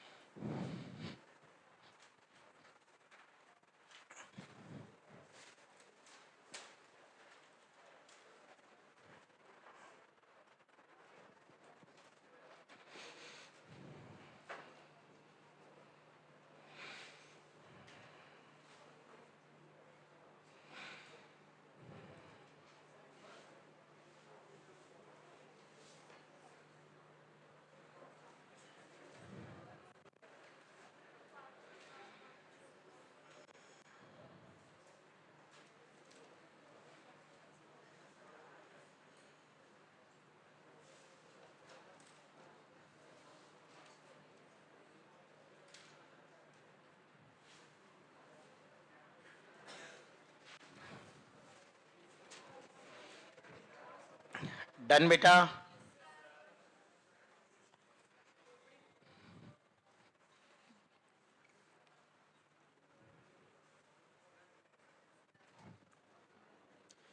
चलिए हम इसको अप्लाई करते हैं। देखो बहुत ध्यान समझना, अब जो क्वेश्चन करने वाले, अब तक आप जो पढ़ रहे थे फॉर्मूले पढ़ रहे थे, फॉर्मूलों के डेरिवेशन देख रहे थे, अभी तक आपने अप्लाइड सवाल नहीं किए जिनमें एक्चुअली दिमाग लगेगा, एप्लीकेशन होगा। थ्योरम के बाद एप्लीकेशन स्टार्ट होते हैं। आइए, जैसे हमने कहा कि भैया एक रॉड है, एक रॉड है हमारे पास, मास m है, लेंथ l है, यहां से कोई एक्सेस पास हो रही, यहां से डिस्टेंस है l बाई 3, और इस एक्सेस के अबाउट मोमेंट ऑफ इनर्शिया हमसे निकालना है। अब पहले बात मेरी बहुत लाइन ध्यान से सुनो, जिस एक्सेस के अबाउट मोमेंट ऑफ इनर्शिया पूछा गया है, सबसे पहले ये सोचोगे कि क्या इसका फॉर्मूला रटा हुआ है। यदि वो कोई स्टैंडर्ड केस होगा सेंटर ऑफ मास वाला, या कोई स्टैंडर्ड केस जो रटना जरूरी है, तो रटा होगा। तो हमने रॉड में दो ही फॉर्मूले रटे हैं। कौन कौन से? किनारे वाला ml²/3 और सेंटर ऑफ मास वाला ml²/12। ना ये किनारे है ना सेंटर ऑफ मास है। अगर फॉर्मूला रटा नहीं है तो 99% सवाल में पहली और आखिरी यही अप्रोच है जो काम आती, जो बताने जा रहा हूं। ध्यान सुनो, 99% सवाल पैरेलल एक्सिस थ्योरम से सॉल्व होते हैं। तो यदि तुमने जिस एक्सिस के अबाउट मोमेंट ऑफ इनर्शिया पूछा गया है वो तुम्हें रटा नहीं है, तो तुम उस एक्सिस के पैरेलल एक एक्सिस बना दो जो कहां से पास होती हो, सेंटर ऑफ मास, यदि वो खुद सेंटर ऑफ मास नहीं है तो। ठीक है, तो सबसे पहले जो एक्सिस अननोन है उसके पैरेलल एक एक्सिस बना दो जो कहां से पास होती हो, सेंटर ऑफ मास से। तो सेंटर ऑफ मास से पास करा दो भैया, सेंटर ऑफ मास से पास करा दो। तो ये हमारी सेंटर ऑफ मास से पास करा दी, ये आईसी। अब सोचो, क्या ये हमको पता है? बिल्कुल पता है, ये ml² क्या है, 12। इन दोनों में लगा दो पैरेलल एक्सिस थ्योरम। अब बताओ इन दोनों के बीच की डिस्टेंस d कितनी है? यहां से यहां तक की दूरी कितनी होती है, l/2। उसमें से ये कितना घट जाएगा, l/3। तो d की वैल्यू आएगी l/6। तो I बराबर लगाएंगे ICM प्लस md²। ICM होगा ml²/12, md होगा l/6 का होल स्क्वायर, ये 36 आ जाएगा, और ये ml² आ जाएगा 9। अब हमें रॉड को दो हिस्सों में बांटने की जरूरत नहीं। हमने शुरू में रॉड को दो पार्ट करके पहले लेक्चर में क्वेश्चन किए थे मोमेंट ऑफ इनर्शिया की, याद आ रहा है क्या आपको? वेरी गुड, बहुत बढ़िया। ये एक सर्कुलर डिस्क है बेटा, सर्कुलर डिस्क के किनारे से जो बिल्कुल एक्सिस पास हो रही है, जो प्लेन के पैरेलल है, इसके अबाउट मोमेंट ऑफ इनर्शिया भी चाहिए और रेडियस ऑफ गायरेशन भी चाहिए, m(r). ये डिस्क है, disc.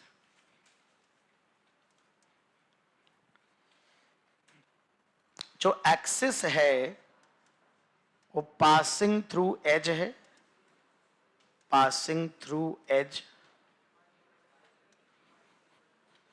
And parallel to plane.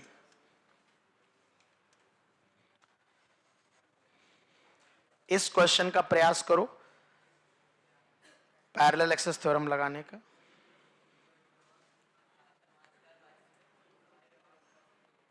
Disc है, गलत जवाब है। Very good, very good. 5/4 ml²। Shivank, Utkarsh, Aditya, sorry, और अली।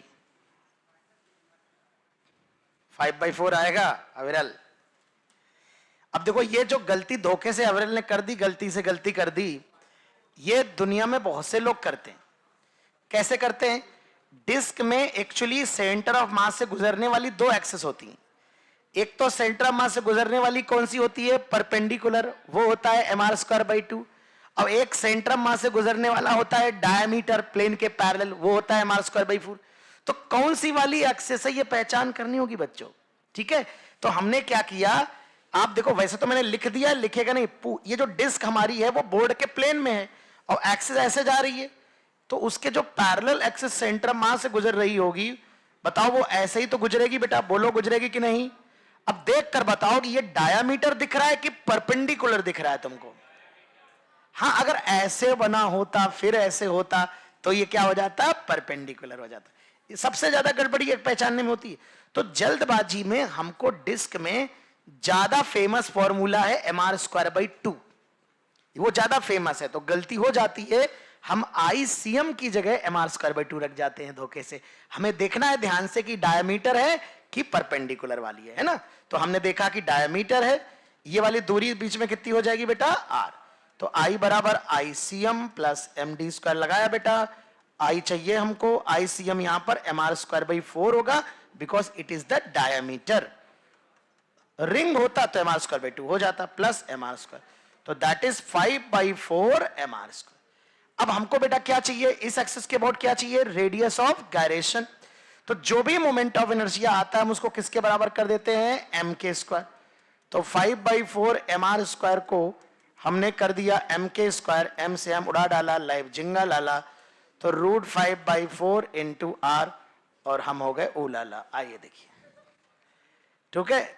चलिए, तो यहां पर हम कह सकते हैं कि ये √5/4 इंटू आर बेटा, ये हमारा आंसर आ जाएगा। बताइए कोई लॉजिकल प्रॉब्लम हो, कोई दिक्कत परेशानी, कोई उलझन बेचैनी? अब मैं वो भी दे रहा हूं जिसके लिए, ये बेटा डिस्क है जो हॉरिजॉन्टल प्लेन में रखी है। अब की बार एक्सिस फिर किनारे से गुजर रही है, लेकिन इस बार प्लेन के परपेंडिकुलर गुजर रही है। ये फिर से डिस्क है, मुझे इस एक्सिस के अबाउट मोमेंट ऑफ इनर्शिया मांगता है मेरे को, और मेरे को रेडियस ऑफ गायरेशन मांगता है।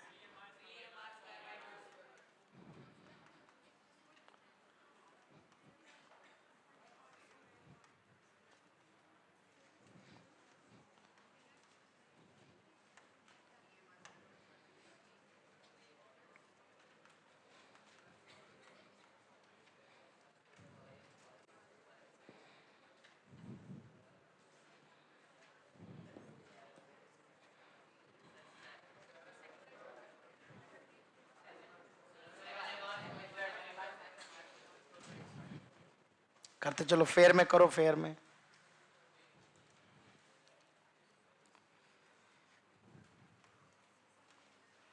तो जो अननोन है उसके पैरेलल एक कहां से पास कर दोगे, सेंटर ऑफ मास से। यहां ICM बताओ क्या हो जाएगा, परपेंडिकुलर है तो mr²/2, तो I is equal to ICM plus md²। d की वैल्यू कितनी हो जाएगी, r के बराबर, तो it is mr²/2 plus mr²। 3/2 क्या हो जाएगा, mr²। रेडियस ऑफ गायरेशन चाहिए तो I बराबर होता है mk², तो 3/2 mr² बराबर mk², तो k की वैल्यू आ जाएगी √3/2 r बाहर। कोई परेशानी बेटा? ठीक, चलो स्फीयर में बताओ बेटा क्या करोगे। इसके पैरेलल, देखिए जो एक्सिस पूछी है उसके पैरेलल एक एक्सिस कहां से पास करनी है, सेंटर ऑफ मास से। जो सेंटर ऑफ मास वाला होगा वो 90% सवालों में पता होता है। बताओ कितना होगा यहां पर, 2/5 mr²।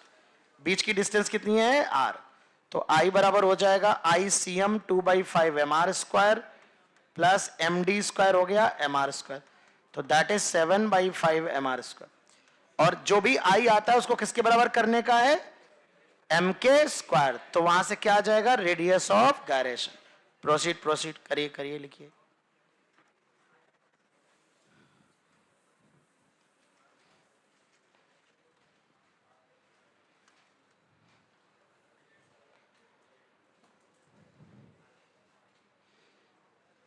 ये हमारे पास एक डिस्क है जो बोर्ड के प्लेन में है।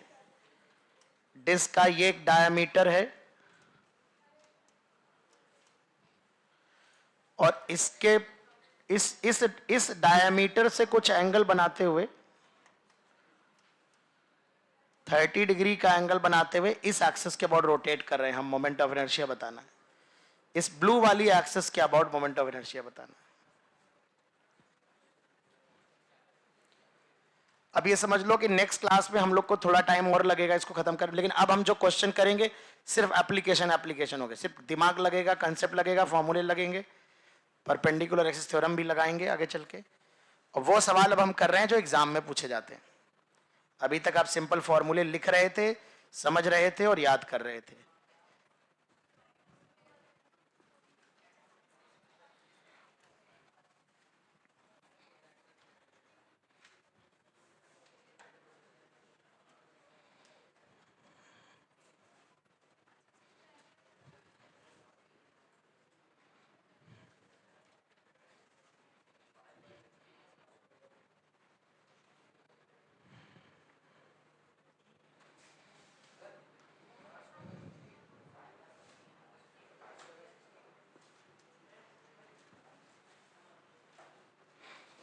हाँ मेरे देशवासियों, मेरे मित्रों, अली भैया बताएं।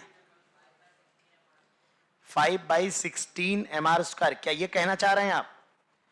लग तो नहीं रहा कि आएगा। अविरल मिले लाल पीले, बता आंसर। 7, मैं लिखता जा रहा हूं। अली भैया ने बताया 5/16। तुम्हारा नाम? अनुज भैया ने बताया 7/12।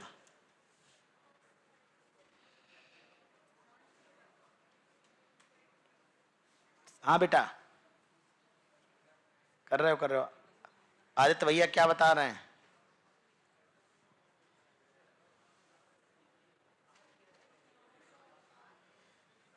गुप्ता जी इनको मत देखो, अपना बताना। ये सब दोनों गलत लग रहे हैं मुझे, हो सकता है दोनों सही हो। मेरी बेटियां क्या बता रही हैं?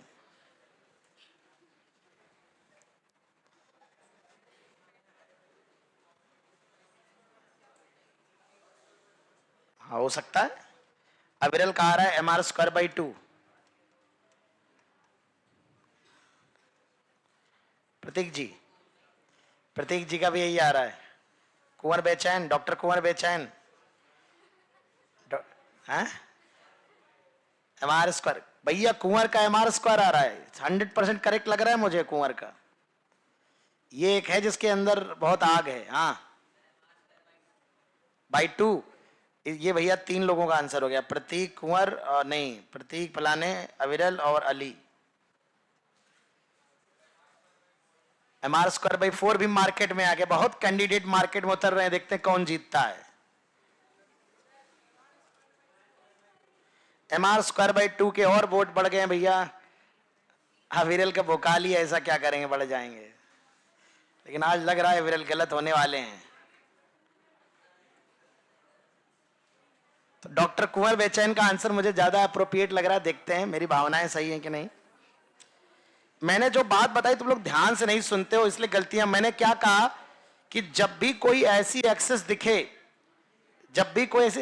जो तुम्हारे, जिसका रटा नहीं है तुमको, तो उसके पैरेलल, बिटिया सुन लो, जब भी कोई एक्सिस दिखे जिसका मोमेंट ऑफ इनर्शिया अननोन है, तो उसके पैरेलल एक दूसरी एक्सिस पास करो। कहां से? सेंटर ऑफ मास से। तो ऐसे पास करो, पैरेलल पास करो। ये वाली डी हमें चाहिए। अब देखो ये रेडियस आर है, तो साइन 30 लगाएंगे। ये आपको डी डिवाइड बाई आर, तो डी आ गया क्या? r/2। डी आ गया भैया r/2। तो मोमेंट ऑफ इनर्शिया हो गया ICM प्लस md²। ये हो गया डायमीटर mr²/4। ये डायमीटर है बेटा, ये ICM है। देखो ये सभी डायमीटर एक समान है। ऐसे बनाओ चाहे ऐसे बनाओ, डिस्क के 1 करोड़ डायमीटर, सबका मोमेंट ऑफ इनर्शिया सेम होता है। और ये हो गया mr/2 का होल स्क्वायर।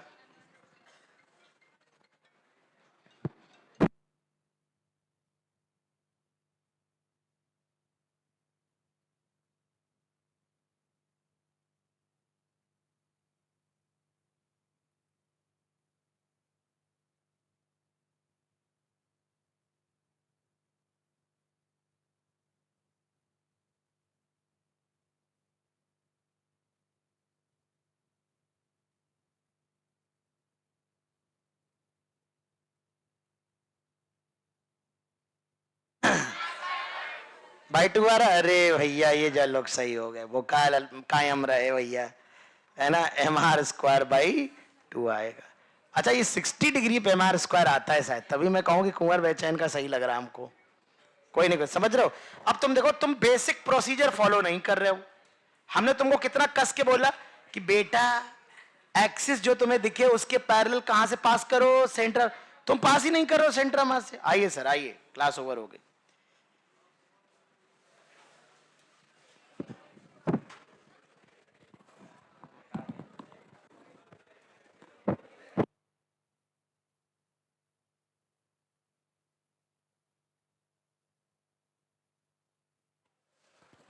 हेलो, कल एक टेस्ट होने वाला है 11 बजे, ठीक है। RS इनसाइड जो चल रहा है, तो जिसके 100+ मार्क्स आ रहे हैं, ठीक है, पहली बात वो टेस्ट देने आएगा कल, ठीक है। अभी जो टेस्ट हुआ था इस बार, जिन स्टूडेंट्स के 100+ मार्क्स आए हैं, ठीक है, वो बच्चे कल टेस्ट देने आ सकते हैं। जिसकी फर्स्ट रैंक आएगी, ठीक है, उसकी जो भी फीस बैलेंस बची है 10,000, 20,000, 25,000, 30,000 पूरी माफ़ कर दी जाएगी, ठीक है। मतलब एक तरीके से देखा जाए 100% स्कॉलरशिप है एक बच्चे के लिए जो फर्स्ट रैंक लाएगा। अब वो चाहे 20, मतलब आप मान लीजिए 120 नंबर का है, ठीक है, तो वो 80 नंबर लाए चाहे 70 नंबर लाए, उसको 100% मिलेगी, ठीक है। बट जिसके 100+ मार्क्स आए हैं पिछले टेस्ट में, कितने बच्चों के आए थे?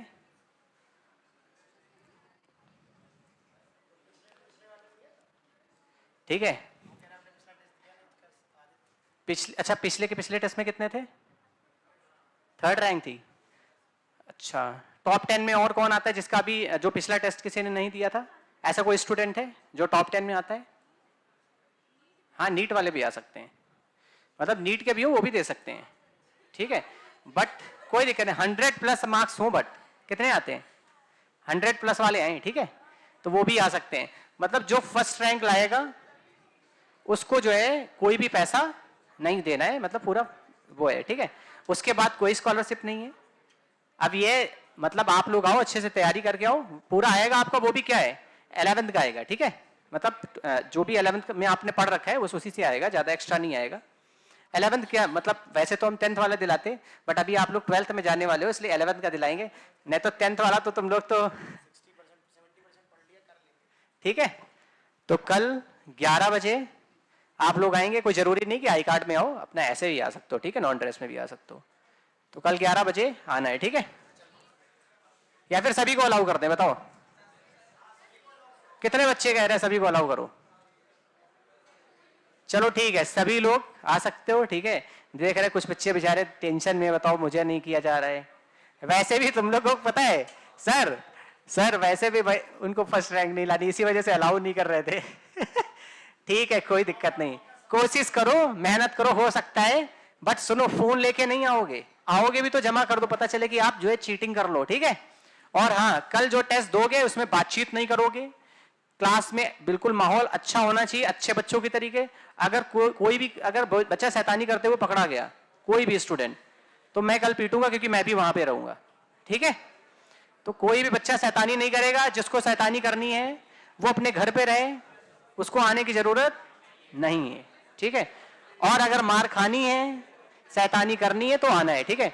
तो सभी लोग आ सकते हो, कोई दिक्कत नहीं। जितने भी स्टूडेंट्स अभी बैठे हैं, मुझे लग रहा सभी अच्छे बच्चे हैं, क्योंकि इस समय तक आनंद सर से अगर पढ़ते हुए आप आ रहे हो, क्योंकि ये एक ना यहाँ की टॉप फैकल्टी काकादेव की है, मतलब जो अच्छे बच्चे